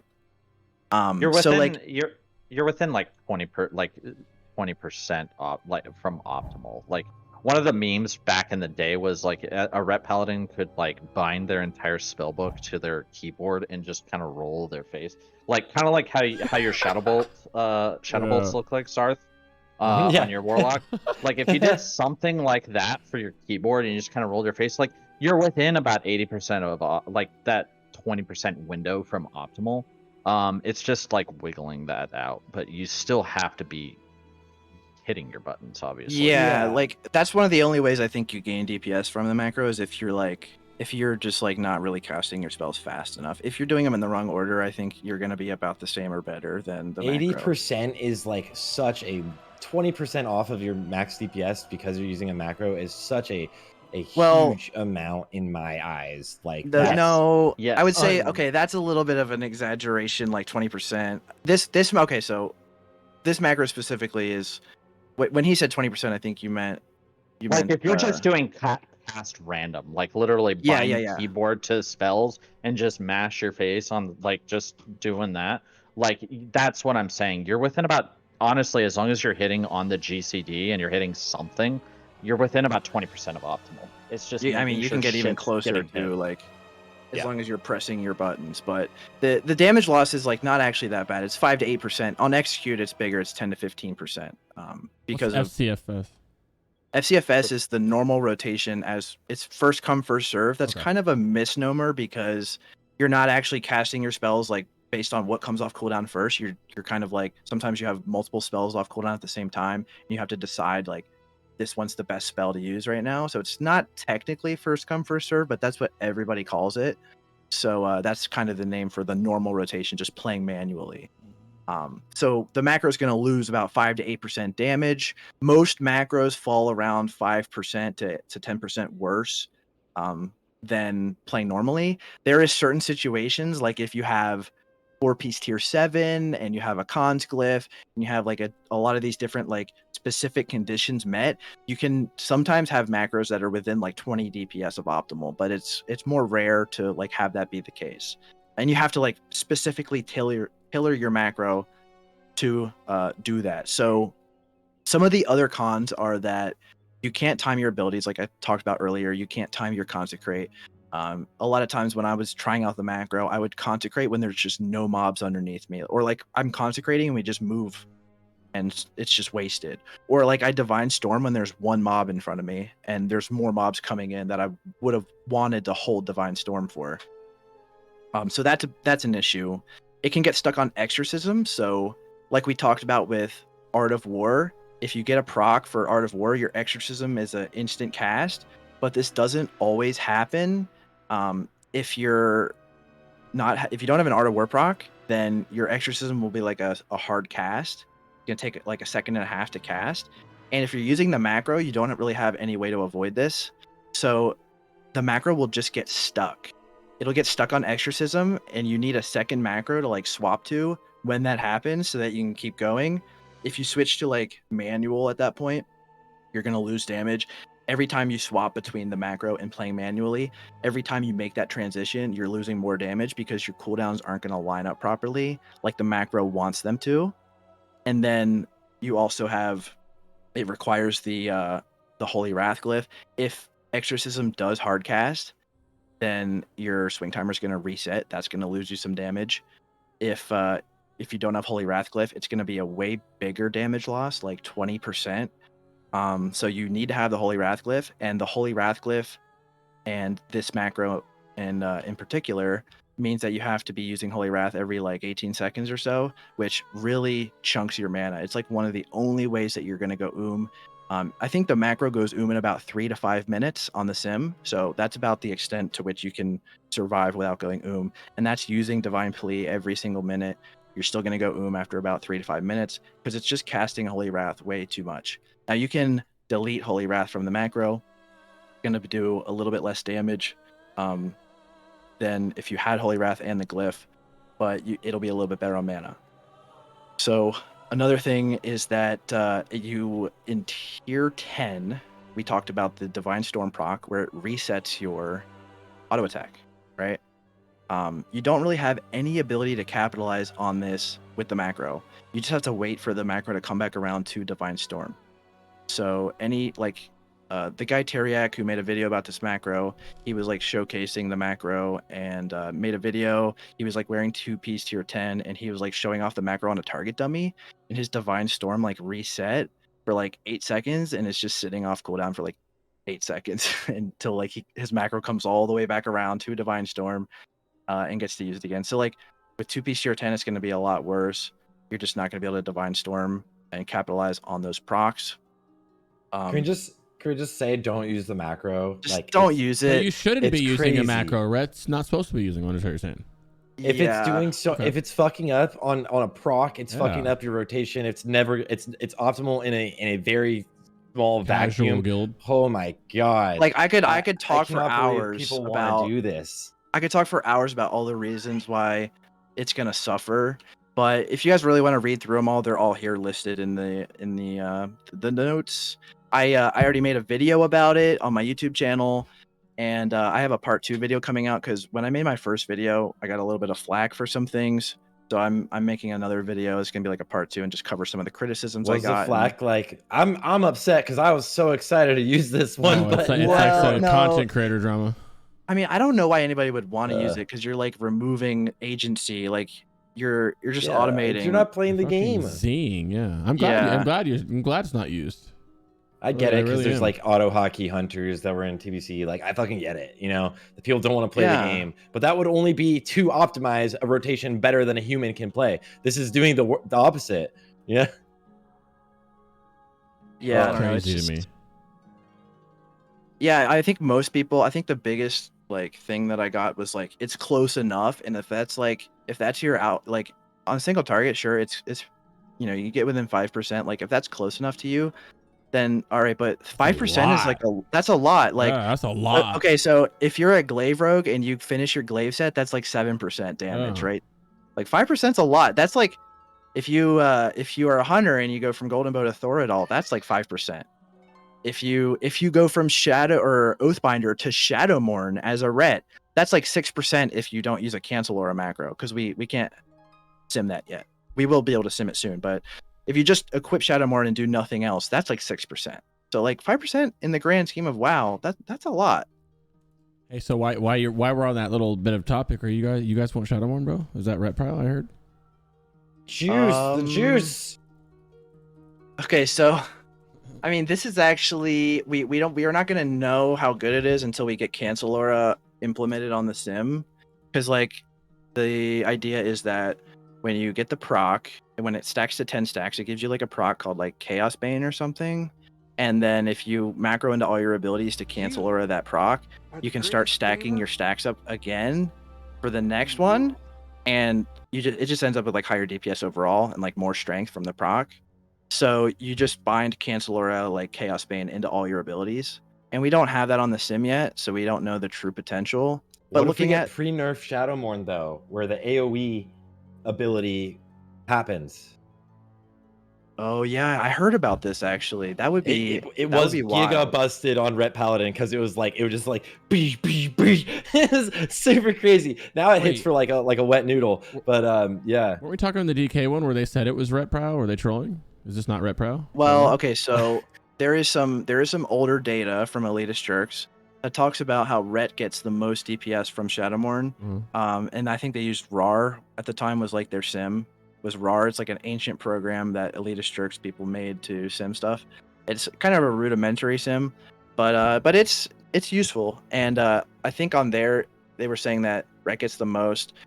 Fury Warrior gets like 1100 DPS from it, and Ret gets like 1500. So it's like, you know, it's a substantial upgrade. But you can't use the macro or you don't get it. Dude. You can't use the macro or you don't cannot use the macro or you're passed on Shadowmourne Prow. The minute it goes, Sarthe, you get it as Ret. Oh, he uses macro. You don't get it. Go to the next one. If you care about 6% damage, right, then you can't ask for Shadowmourne. Exactly. If you don't you care. really can't.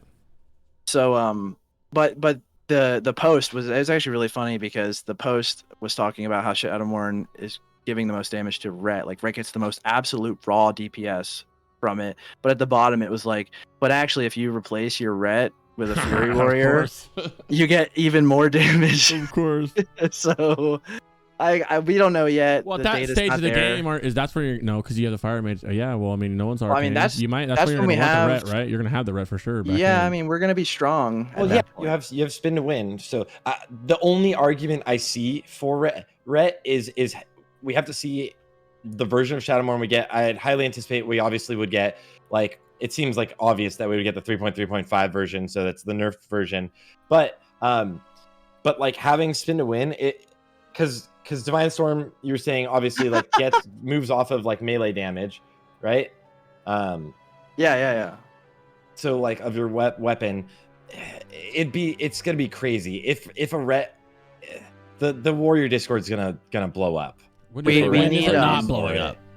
Pretty much every class uses WoW Sims now, which is like it's like the one-stop shop for all Sims. You can go on there and sim like any class, and I think most classes are using that now. They just put Shadowmourne in, like they just implemented the proc, So until we get some data about like how good it is and get the canceller implemented, like we're just not going to be able to know how good it is. So hopefully we have some people working on the sim that can kind of develop that and tell us how good it is. Yeah. Somehow give it to the Felguard. I think that we're definitely getting it before Unholy, that's for sure, right? So I mean, Unholy doesn't. Ret. Unholy is like a dual wield spec now, isn't it? wait, really? I think they said until they get Shadowmourne, then it would 2-hand. Yeah, I think that's when they go 2-hand. Oh, okay. We're sandbagging. I could 100% be wrong about that. Sarthe, no, but I'm pretty sure that's what they said. Sorry, what did you say? You dual wield Unholy until Shadowmourne, then you would go 2-hand. Then you would go 2-hand, right? Yeah, that's the only time you go 2-hander for Unholy. That's gonna. I'm staying away from even actually like even actually dealing with Shadowmourne Prio. Like, just you should. I'm just saying, in a boiling down to Fury or Ret. It's like the Warriors who went Hunter until the start of Phase 3, and then they went back to Warrior for Glaives. Like, you're sandbagging. It's fine. We know. We see you. FOTM, baby. Yo, you got to do what the guild needs on this one, baby. Need that slurp. The moral of the story. The moral of the story is no. Yeah, that's just my stuff. Thank you. The moral of the story is Ret is prio for the weapon. Did one of you guys want to touch? We don't really talk about PvP too much on here because we'll have separate PvP episodes. But if one of you guys knows enough about PvP that could talk about it for a few minutes. Serve is probably the best. Talk about it. All I want to say is, I mean, it's rare, but I'm in these pre-patch BGs every now and then getting one tapped by Ret, just coming up like nothing happened and it just mink.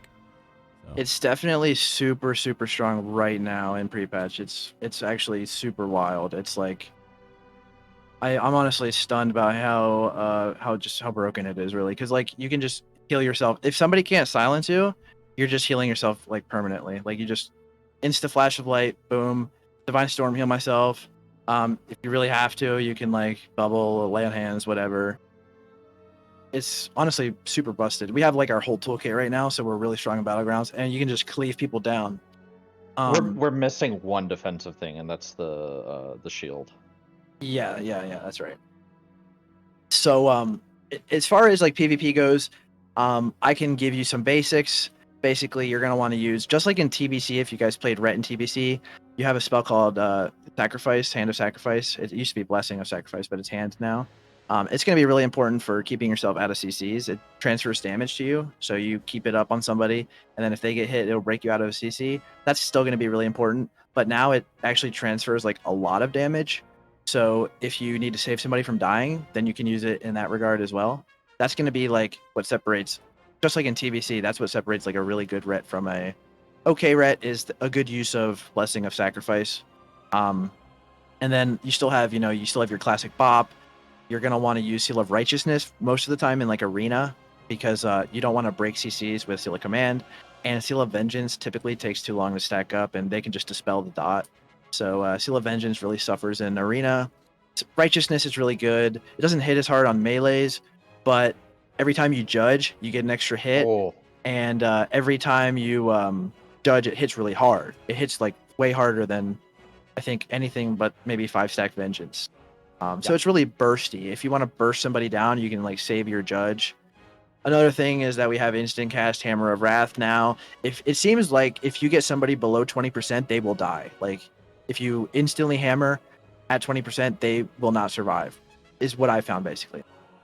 Because it almost always crits, and it does like 4k damage right now, and we're expecting that to keep scaling with AP and spell power. So that's probably always going to be really strong. If you get somebody that low, they're probably just dead. Your common teammates are going to be Disc Priest and Hunter. I think Rogue is still a decently viable teammate for like 2s. I think they're planning on still allowing you to get Glad from 2s, even though that wasn't a thing in Wrath. So if that's the case, then Ret Disc and Ret Hunter are going to be your 2 best comps in 2v2. And then in 3v3, I think everybody's just planning on playing Cupid Cleave, which is Ret Hunter Disc. It's kind of like a PMR type setup, right? Like you and a Disc and a Hunter all work really well together, whether it's 2v2 or 3v3. You can play with either of them. and it works. It's kind of like PMR or RMP in TBC in that regard. So you still have a lot of the same utility as TBC. You're not really going to go reckoning like you would in TBC. You're going to kind of stick to your ret tree unless you go preg, which is something I don't really know that much about. I know it's like a prot based spec that uses like a one-hander and a shield. It's a little more prot heavy, and you're using spell damage weapon and a shield, so you're using the Shield of the Righteous for like extra burst, holy burst, instead of like your Seal of Command, or sorry, instead of your Divine Storm. I've heard it's really good and consistently good in like season 6, and maybe and then for the rest of the expansion after that. I don't know how good it's going to be in season 5. So I guess we'll have to see. I just don't know enough about it to say, but I do know that like you could get rank 1 as Ret in TBC if you played with a shaman, but it was really hard and you're kind of climbing uphill and you had to face against all these rogue and mage teams that just have so many advantages over you. If they don't make any mistakes, they're just going to win most of the time. Unless you're Canet Nerd, who is like the best Ret shaman gamer of all time, and you just like never leave combat, so a rogue can't sap you because you have all these little tricks to keep yourself in combat forever. One thing that's interesting about that is that in TBC we use the axe, the decapitator, because you can throw it from 40 yards and it instantly puts you in combat. Since we don't have mana tap anymore, we don't really have any spells that go that far. You're probably still going to see people using decapitator to get in combat from really far away. That way you won't get sapped or any other CC. Yeah, so you take your decapitator, you put it on, you throw it at somebody, you get in combat, and then you just rank 1 heal each other, and you pass combat back and forth forever. You never go and they cannot sap you. Literally cannot sap you, and that's probably still going to be a thing in Wrath. Well, you probably go now with the downranking change. Oh, that's true. I didn't even think about that. Actually, you're right. I guess you probably have to go in. There's got to be something else that you could use to do it. Probably as soon as you decapitator, you probably just rush in as soon as you get the decapitator, right? You can use the group sack to break CCs and stuff. Yeah, you can still do that. And like your teammate can do all kinds of things. Like if you're playing with a disc, I think they can Shadowmourne Death, and it'll instantly break you if you have sack up, right? So, yep, that's really easy to do. And I think obviously your Repent is good. One of your main CCs, Hammer of Wrath, is good, but it takes a little bit of a hit in some ways because it used to be a 35-second cooldown if you had the talent and the set bonus, but they removed the set bonus and they made it's just 1 minute cooldown, and there's like no way to reduce it as far as I can tell, right? So that is kind of painful because we already don't have a lot of CC. But we are going to be able to rely on our off healing a little bit more, so maybe it's not such a bad thing, because if your disc is like dying or your hunter is dying, like you can drop a holy light on them and like heal their whole health bar if it crits. So it's like you can at least get a 40-second Hodge. So that's at least. Oh, you can 40 seconds. Yeah. Okay, that's not too bad then. Yeah. And then of course also your Hodge. We didn't say this, but in PvE it also is like an interrupt. It's not in PvP, but so in PvP. Yeah, stun immune mobs you can stun that are interruptible. Yeah, you can still interrupt them. But it's on the GCD, so that's unfortunate. Yeah, and so what was it? Oh fuck, I can't remember. Oh well. But yeah, I mean, Ret's looking pretty strong. The off healing is, I think, one thing that's going to be a big benefit to us. And like TBC, you could get rank 1 as Ret, but it was really hard. And now it's going to be a lot more viable. You can play with more people. You have a much better chance of being able to get high rated. You're just much more viable in general. The gist is like you deal a little less damage than most DPSers, but you have so much utility as a Ret that it's almost not fair. Like you're able to 1v1 just about anything because of the amount of self heals. If they can't silence you, you're gonna win. Sustain. And even then, you just keep yourself popped off constantly. Like you're constantly getting instant flashes off and everything. So do Ret get any sort of mobility abilities in Wrath, or is it just freedom? Only that, and the passive 15% from Pursuit of Justice. That is actually our That's mobility actually is pretty our strong. one Only? weakness. Yeah, imagine not having any. They even We don't What have you any. you have gate and recall. Gate's not a movement and pairing speed. What are you talking about? I can put that down somewhere and come back to it No, in 40 yards. in That's it. You're a PvP, ranged Yeah, but you can, I know, but That's we're the main ranged. thing. We can't like. There's no movement speed to get anywhere. That's like the biggest crutch of all class casters almost. Besides Boomy, because they can like dash out, glyph a dash. No, period. Fine, you In have, general, that's why- at all. that's And that's BGs, fine. when I'm trying to run from these fucking DKs or Rets chasing I'm me, I thinking cannot get away. purely Bro. arena, You're tripping, bro. right? You're I'm thinking super purely tripping. arena. Yeah. You have a Um, Chaos Bolt, it's fine. Yeah, right. Yeah, and BGs, you just one shot people with your chaos bolt. I see it being cast, and I'm like, that guy's dead. Oh, look, I literally watched you. This guy's pop cooldowns. That's unfortunate. Yeah, I literally watched you like you're running toward mob, and then you just turned around. I was like, oh, he must have saw me casting that shit. Yeah, just dude, turned around. I straight up, literally, it's in the air. If it's in the air, I fully will turn to another person that I'm fighting in battlegrounds. Are you doing more BGs today? Yeah, I will. Hit me up when you're doing I'm it. just farming Baron Ribbon Deer Mount. that's like, I mean, that's like one of the reasons why I think it's gonna suck for us in particular that we don't have nitro boosts anymore in arena, because we kind of rely on them a lot to get around and close the gap on people. That was always one of the hardest things about TBC, is closing the gap on people, and they also cut the duration of freedom down to like 6 seconds. Although it does get you out of stuns. You can use it to get out of stuns and use it on other people to get out of stuns. And I think I heard somebody saying about getting out of taps, but I don't know if that's actually a thing. So Getting out of sap with it? yeah, I don't actually think that's a thing. Incapacitates? But I don't think it's a thing. But somebody No. told me that, and I just haven't checked. I don't think it's a thing, but you can still like group stack and you'll get out of Yeah, sack. you can sack So- it out. So And you don't even just have to hand of sack. Like you have 2 ways to break damage breaking CCs. It's not just the one. So What was Divine Speed? Legion? Divine Or Steed BFA? is Divine yeah, I don't Legion know. or BFA? One of It's- those. that's so a nice. retail. That's a retail. It's so nice. deal. I'm not gonna lie. You know what's dude. crazy You is literally those just like those mount up abilities insta. that they gave to a lot of the specs in retail. I want those so bad right now. Like Divine Dude, Steed. Ret- Gate. Man. Ret early Shadowlands Yeah, in Burning Rush. arenas. I would queue rated arenas with my Ret and my Rogue, and my Rogue would be AFK in the back. I would run in with my Ret, kill both of them, and then be out of it. And I went up to like almost 2K rating that way. Crazy. And then I started doing that. And then like once if I would die, I would try to kill one of them, and then I would bring my Rogue to finish it. It was so stupid at the beginning of Shadowlands. It's fucking awesome. I miss retail.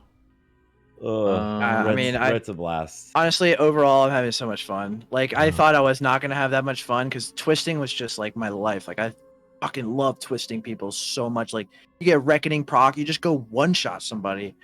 It was awesome. But like I am really having a lot of fun, more fun than I thought I was gonna have. And I never actually have had this much fun on trash. I always hated trash. I played a rogue and now I play a ret. So as you can imagine, like trash is not my thing. Oh, now you're happy.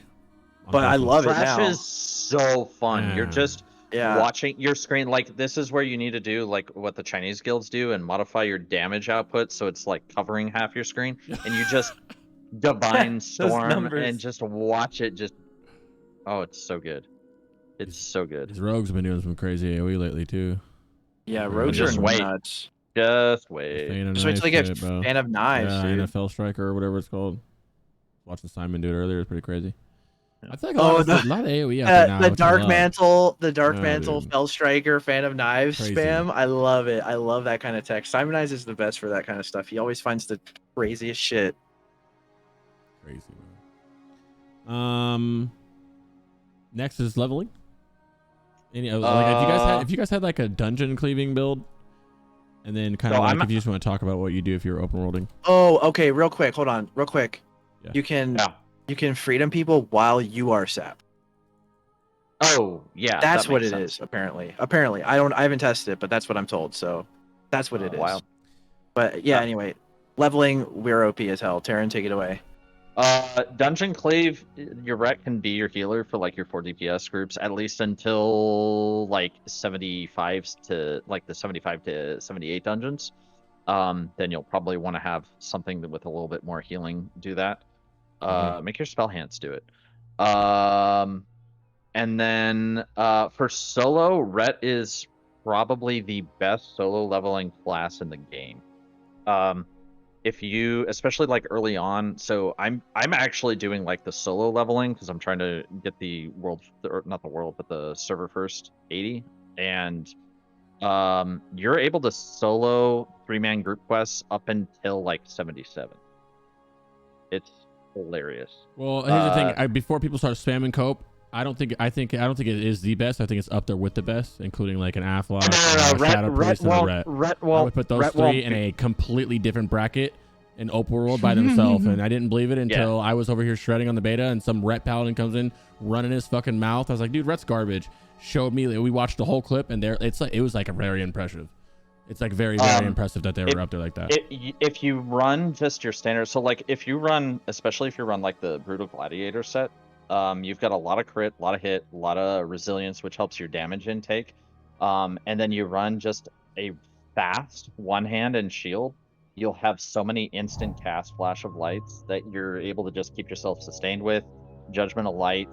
The fact that when you're judging Vengeance, it's not actually dependent on your weapon damage, so that just doesn't matter. The seal damage doesn't matter on your weapon damage, like how fast your weapon damage is. It's all the same because it's just a % damage rather than like based on some normalized attack. So Ret's solo capabilities up until like the upper 70s is hilarious.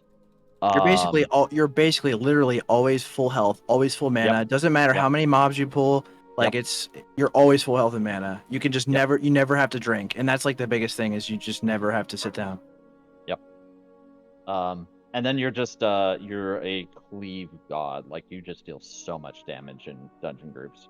On the beta, I was getting like 900k XP an hour doing quests. So I think you can probably get a little bit higher than that if you go a really good route. Probably hit 1 million if you're going really fast.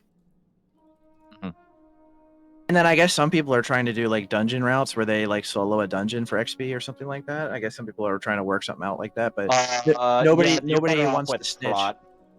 Yeah, you're better off with prot, but we're not snitching boosting strategies right now. So yeah, because you know Blizzard, they'll just take it away if they hear about it. Unless you're a mage, of course. I cannot believe that they nerfed strat and then people just started boosting other stuff instead. And like if you go into strat as a paladin, you just get stunned and you die. Like they just manually nerfed strat boosting, but then they just left everything else in the game. Yeah, just go to slave pens. Fine, because Ret can solo like your level 63 dungeons and get more gold per hour that way than you could getting strat right now. And then you can also boost people in like Shattered Halls. I was boosting a DK.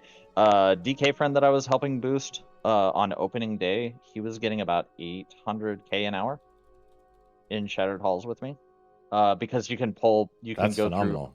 You can actually go through up through the the big gladiator poles, like the two. You've got like the 2 sets on each side, and you got 2 sets of them. Yeah, they're almost dead. You can solo all the way through that, like even if they're at full health. But that's more a prot thing than Ret. So just swap specs. Is how. I guess the gear is different enough. The gear is wildly different. I personally found that doing the first boss as Ret is a lot easier. But people are doing it as prod as well. Ret, as far as like gold farming and like just general solo content, like you can solo. You can actually solo most dungeons as Ret. You just do it a lot slower at the higher levels because prot can become physically immune and just literally pull everything.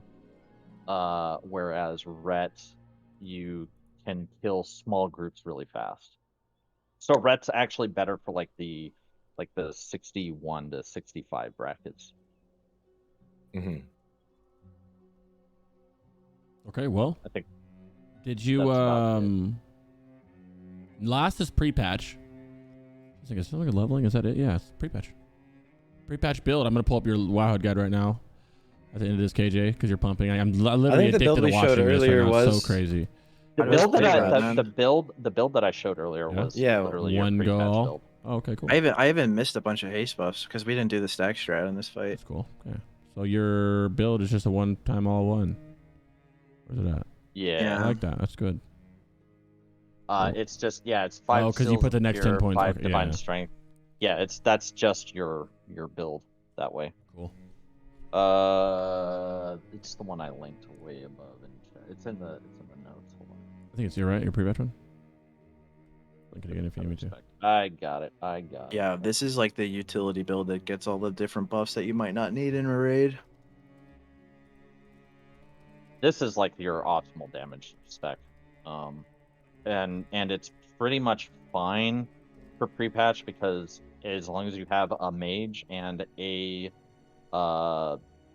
boomkin, like all those buffs are covered.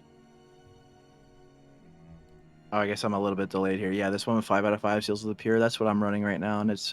I mean, 4 points in Seal of the Pure is a lot of damage to not have. So. Mm-hmm. Yep. Even like having those buffs like the 3% haste or the 3% damage for 10 mans is like there's something to be said about that. But honestly, like 10 mans are a joke. You can clear ZA in 10 minutes. So like, why bother? Yeah. Even Sunwall. And as you guys saw from this fantastic footage, which I'll link from Ret pumps, bro, pumping the overall. I mean, he's pumping the damage out. Ret's really just fun right now. I think you guys, it's a fun class. Yeah, if anybody has like a Ret that they can play right now, just try it out. It's great. Especially BGs, like Ret right now in BGs is as long as you're not in like green boosted gear, you are actually invincible. Like if you get a little bit of brutal, some clear gear on you, like you're basically invincible. Wear a little bit of extra Resil if you can, because it's kind of OP right now, because they added like a Resil's been changed to the Wrath Resil. So now it DRs damage, all damage against you, so it's really, really strong. You can kind of get away with a little bit less Resil as Ret because you have so much sustain, but I would recommend just going a little bit higher with your Resil, just so you can tank people and cleave all kinds of stuff. So I was gonna say, yesterday I'm on like I'm a big killing blow guy, right? And I'm just burning time in BGs. And there was a Ret Paladin in there who had 51 killing blows. I saw that video. That was in the BG with us, absolutely just dicking everybody down, dude. It was crazy. Yeah, I think it's like we're just so much more kitted out than most people. We have all of our level 80 abilities pretty much, besides like 1 or 2, and we're in a very good position in pre-patch compared to a lot of other people. And this is why a lot of people remember Ret as being really good at this point in early Wrath and in pre-patch. And there also was differences, like we still had Seal of Blood in pre-patch in 2007, and like a green geared Ret could kill anybody in like a Hodge. So when 3.0 came out and the pre-patch came out for Wrath, there was like a 2-day period where Ret was just like crazy busted, and that seems to be like what everybody remembers for some reason. But yeah, I mean, I think we see something similar in the pre-patch now, which is just that we have our whole kit, and that was the case back in 2007 too, and that's like a huge part. Is just we have pretty much everything. We're gonna have 80. We have a lot more things to play with than other classes do, so we're just relatively very strong, and we still hit hard as hell. So. Terryn, any last little words here, guys? We're wrapping it up. Not really, any unless we wanted to actually talk. Well?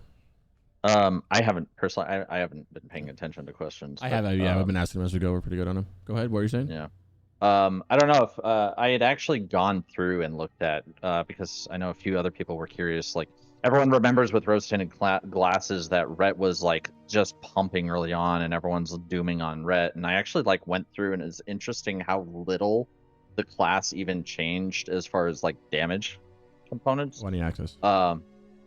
Oh, you don't have access to that? Oh, that's hold on. We had like a holy damage Divine Storm, which was nice. It like did more damage because that was in pre-patch though, so that was changed even before Nax. So like, yeah, I fixed that doc, but like, I went through and like looked at every single change, at least things that were documented, and checked through like undocumented changes as well. And over the course of the game, like the most damage change that I saw was like the Seal of Blood changed. So this was actually really fun. So like when you started in Wrath, originally you had Seal of Blood, and if anyone has ever done the achievement for Malagos where you try and do the speed clear, you stack the sparks, right? Well, Judgment of Blood dealt a lot of damage, but then dealt 33% of that damage back to you. And they actually had to change it in 3.1 to like scale a lot of that damage onto the steel and take it off to the judgment, because you could just kill yourself, like just one shot kill yourself. Like I don't know if you've ever seen a Shadowmourne death on a mob that has bonus damage taken, and they just deal an absurd Reliquary of Souls. Yeah, like the Reliquary of Souls. Well, the same thing would happen to Ret, where you judge and you would literally one-shot yourself on Malagos. So that changed, like it was a little bit of damage because you moved also some of that vengeance, the deep wounds damage off. But I didn't really find anything that was a major damage decrease across the board. Like Seal Command lost some damage, but that wasn't even a cleave effect until 3.2. Like I think what ended up happening is more so that every other class got brought up rather than Ret being brought down, and we're now just playing. It's like playing it like the original classic was just wildly different than what you would play in like original vanilla when the game launched, because there were just so many class changes across the game. So yeah, I mean, pretty much most of these changes don't have really anything to do with damage. Some of them do, obviously, but yeah, but they're not huge. They don't account for like this wide damage gap that we're like seeing. I also think that a lot of it just comes down to like the Ret is not like a high I wouldn't call it like a high skill cap class. Like you still have to be to really min max to like from 95 to 99%, yeah. But it's not a high skill ceiling class across the board. And I think that might be some of it, maybe, as well, as it was just so much easier back then when we were all really bad gamers. So I don't know. But yeah, like I said, I couldn't find anything that was just a major damage change. So I see Crusader Strike went 110 to 75. When did it come back up to 94? Because right now it's 93.8, I think, which is a weird number. That might have been a 3.0 change. Like a middle ground, I guess. I don't know. That might have been a 3.0 change, but like the 100 to 75, that was when it dropped to a 4-second cooldown. And that was across the board a damage increase because it also procs steel, so you're getting that steel proc more also. Yeah, I agree. I think it's like there's a lot of rose-tinted goggles, and I think people are just kind of misremembering. And I think also people, there's a lot of private server charlatans out there who think they know exactly how it's supposed to be because they played Warmain, and like, yeah, okay, you can get some insight from playing private servers, but let's not base all our knowledge off of it because a lot of it turns out to be wrong. I'm a reformed private server charlatan myself, so I can tell you how many things I was wrong about, and it's pretty staggering. So insane. Wrong so much that I fucking stopped even guessing it now. I'm like, yep, well, yeah, right. Let the big boy. I'm gonna let you guys handle that shit. Charlatans, that was a good one. Well, can I just say thank you guys for not only just coming on the show, but for the amount of preparation you guys brought to it. No one's really, I mean, obviously, incredible. A couple people did, but you guys, that was like, you made it way easy for me. That was like way easy. I was like, so I appreciate you guys, man.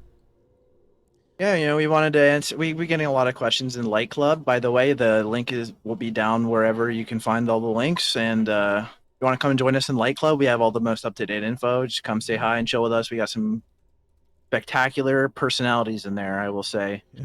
Light Club's definitely not nearly as bad as some of the other Discords. Yeah, we keep. I mean, it self-moderates to a pretty decent degree, so there's nothing super. It's not like super toxic or anything. And just come say hi to us and. Yeah, stay out of Nightclub. Don't go there. Wait, stay out of which one? Club? Nightclub is our Anything Goes channel. It's like a thread underneath Retribution. Oh my god. Nightclub, is that what you were saying? Yeah, Nightclub. That's hilarious. That's where we tell people to go when they want to shitpost. So yeah, if you gotta have a place for it. Yeah, and that way we don't have to ban people ever. So it's great. But if it's a crazy channel when you click it and it says NSFW, yes, you're like, oh. Well, we haven't gone that far yet. I don't. Yeah, no, it's not that. There are some rules, but Our your general like moderation thing. The Jannies aren't as involved there. Okay. Yeah, we shitpost ourselves there, so. Yeah. Surveillant. You know, come into the Discord, say hi. Me and Terryn have YouTube channels. We make videos. If you want to come linking check them them out. right now as we speak. Yeah, I just linked Terryn's. I got Surveillance is coming up right now. I'm not even following. I'm gonna try to actually be more active in YouTube now that I've got a little more time on my hands. So I think I say this to everybody, but I mean it. I think there's coming from someone who did this. I think there's a very good, if I can use the word, market for every class spec to do some kind of guides. You know, base beginner guides, enhanced guides, all types of stuff. Like enhanced, I'm sorry. You know, advanced guides, any kind. People want the content. There's a large majority of people, I'm pretty sure I don't need to tell you guys this, but I will anyway, that do not give a fuck about class discords. And sometimes they come in there, it's the same with the WOTLK, any discord. Sometimes they come in there and they go, hey, what's this? And you guys get flamed, check pins. They don't know what pins are. You already know, right? There's not enough guides out there for every class. Warlock for every class out there. So don't be afraid to post that shit, especially if you know that, man. Especially, you know, just do it. Just do it. People love that shit. We kind of filled a gap in TBC because with seal twisting, everything was like brand new, right? There was like no data on anything, so we kind of filled that gap and are gonna try to continue filling that gap for Wrath for anything. Yeah, and Blaze is not streaming Ret anymore too, right? So that's gonna be a big deal. I know, man. I miss him so bad. bad. I'm not the same without him. I'm he's my other half, dude. I need Blaze back. I miss him, bro. Somebody get him to re-roll Ret. I can't believe he's going to Warrior. Well, I can't listen, believe when he finds out that Shadowmourne is Ret Prio, he'll be back. Yeah, well, when we had Esfond, when we had Esfond and Amaranth on the Ret Pally podcast, we kind of peaked, and I guess he just decided that we couldn't get anything higher than that, so it was time to call it. Oh, dude, it's our time to get Amaranth on the podcast, guys. Yeah, dude, reach out. There's the Frost DK one. I just looked at it. It was Sarthe made it. I just linked it. Well, thanks for having us. I mean, it was a lot of fun. Yeah. We're gonna do a phase one catch up, like a Ret catch up. We got an hour of just talking about how it turned out and kind of prepping. Probably, I'm thinking towards the end of towards like I don't know, maybe the end. We haven't figured it out where we can prep for phase 2 a little bit. Kind of like, all right, well, here's your phase 2. You know, you get it. You can imagine what I'm talking about. And I can talk about. I can talk about how I'm a Warlock main for phase 2. There you go. Hey, yeah, you're gonna talk about how like, damn it, this is the worst phase for us. Yeah. And then for those wondering, we'll post this probably not tomorrow, but the next day, because we did just post a Shadow Priest one yesterday. Yeah, we'll probably give it 2 days. But I will. I'm pretty sure he does the same thing. I'm gonna upload it to YouTube and I just leave it unlisted, and then people who, because we're both gonna be streaming all day, and then whoever just wants it, we'll just give you like the unlisted, like nothing on it. It's just a dry VOD, so you just peek out while we're for a couple days, and we'll get it up. I'll probably like 48 hours from now. I have my second part 2 video about the one button video coming out like later today or tomorrow, and I'll post the VOD of this on my channel sometime today or tomorrow as well. So then do that, and then send us the link to that, and then I'll make sure that in the VOD, in the description and in the actual footage from the deep dive, I'll have it like pin up in, you know how you can go, click this video up here, and you can have it link, so I'll put them in there too. Sure, absolutely. Yeah, and anything you guys want in the description, just throw it in there, and then fucking love you guys. That was thank you so much for being here. That was sick. Like, I'm excited about the class, so it's cool. I would like to see you play in it, Sarthe. I would like to see you play. I was excited. I thought he was, bro. I swear to God, he was going to play main Ret. Yeah. Well, for retail, retail like versions of WoW, I've always mained Rogue, and then it was Ret, and then it was DK, and so like. So you're going. Those have always been it, or also like prop Paladin, because like once you get into like Mythic Plus, like I really like tanking Mythic Plus. Once you get to like the really high keys, it's annoying if you don't have a really good tank. Oh my god, whatever. Ret is sick, dude. Are you gonna go Ret for Dragonflight then? Confirmed. I'll probably be Ret Prot as my like main. Yeah, it's generally my main. Ret Prot is, and then Rogue and whatever else. Terry, you making your way back to retail? If I find time, I don't know. There's a lot of retail's always got too many time sinks across the board, so that's my problem with it. I gotta see how that pans out, and I got. We say that, and then we fly across the world for 15 minutes to fucking get to a dungeon. I have time for like one activity at a time, and like also like Dota season's about to kick up, so I really want to get into that for a couple of weeks. So. I just got a virtual reality headset, and I'm trying to beat Resident Evil 4, and it's Oculus? I got the Oculus. It is fucking awesome playing Resident Evil 4. And I mean, Beat Saber is, if you like Guitar Hero as a kid, then you'd fucking love Beat Saber. So, Beat Saber's like Guitar Hero on crack, dude. It's crazy. I know. I've been trying to play more of it because I just haven't been able to play as much as I would like to. So good workout for my fat ass too. That shit gets me tired. I'll do one game like absolutely, absolutely. Yeah. The healing deep dives. The order now goes. What's today? Today's whatever. The next one is gonna be Enhance and Ellie. Enhance. I think it's going Ellie, then Enhance. We'll figure it out, and then Lock, Hunter, Warrior, Tank deep dive, Healer deep dive. All in that order, and then obviously we'll have a time. We'll have like a probably, if we can. We're deciding on if we want to do the tank and the healer separate or do one big one. So what I think we're going to do is do like a full tank deep dive and see how it feels with all 4 tanks and make sure all the information got out. And if something felt like it was a little lacking, we'll do another one of the specific class ones. Yeah, guys. So stay tuned and make sure you like and subscribe to Crix's channel. Easy. And Sarthe, because we're doing the enhanced one on his next. So yeah. See you guys in a couple days. Boys. Hell yeah. GG's. Good episode. Holy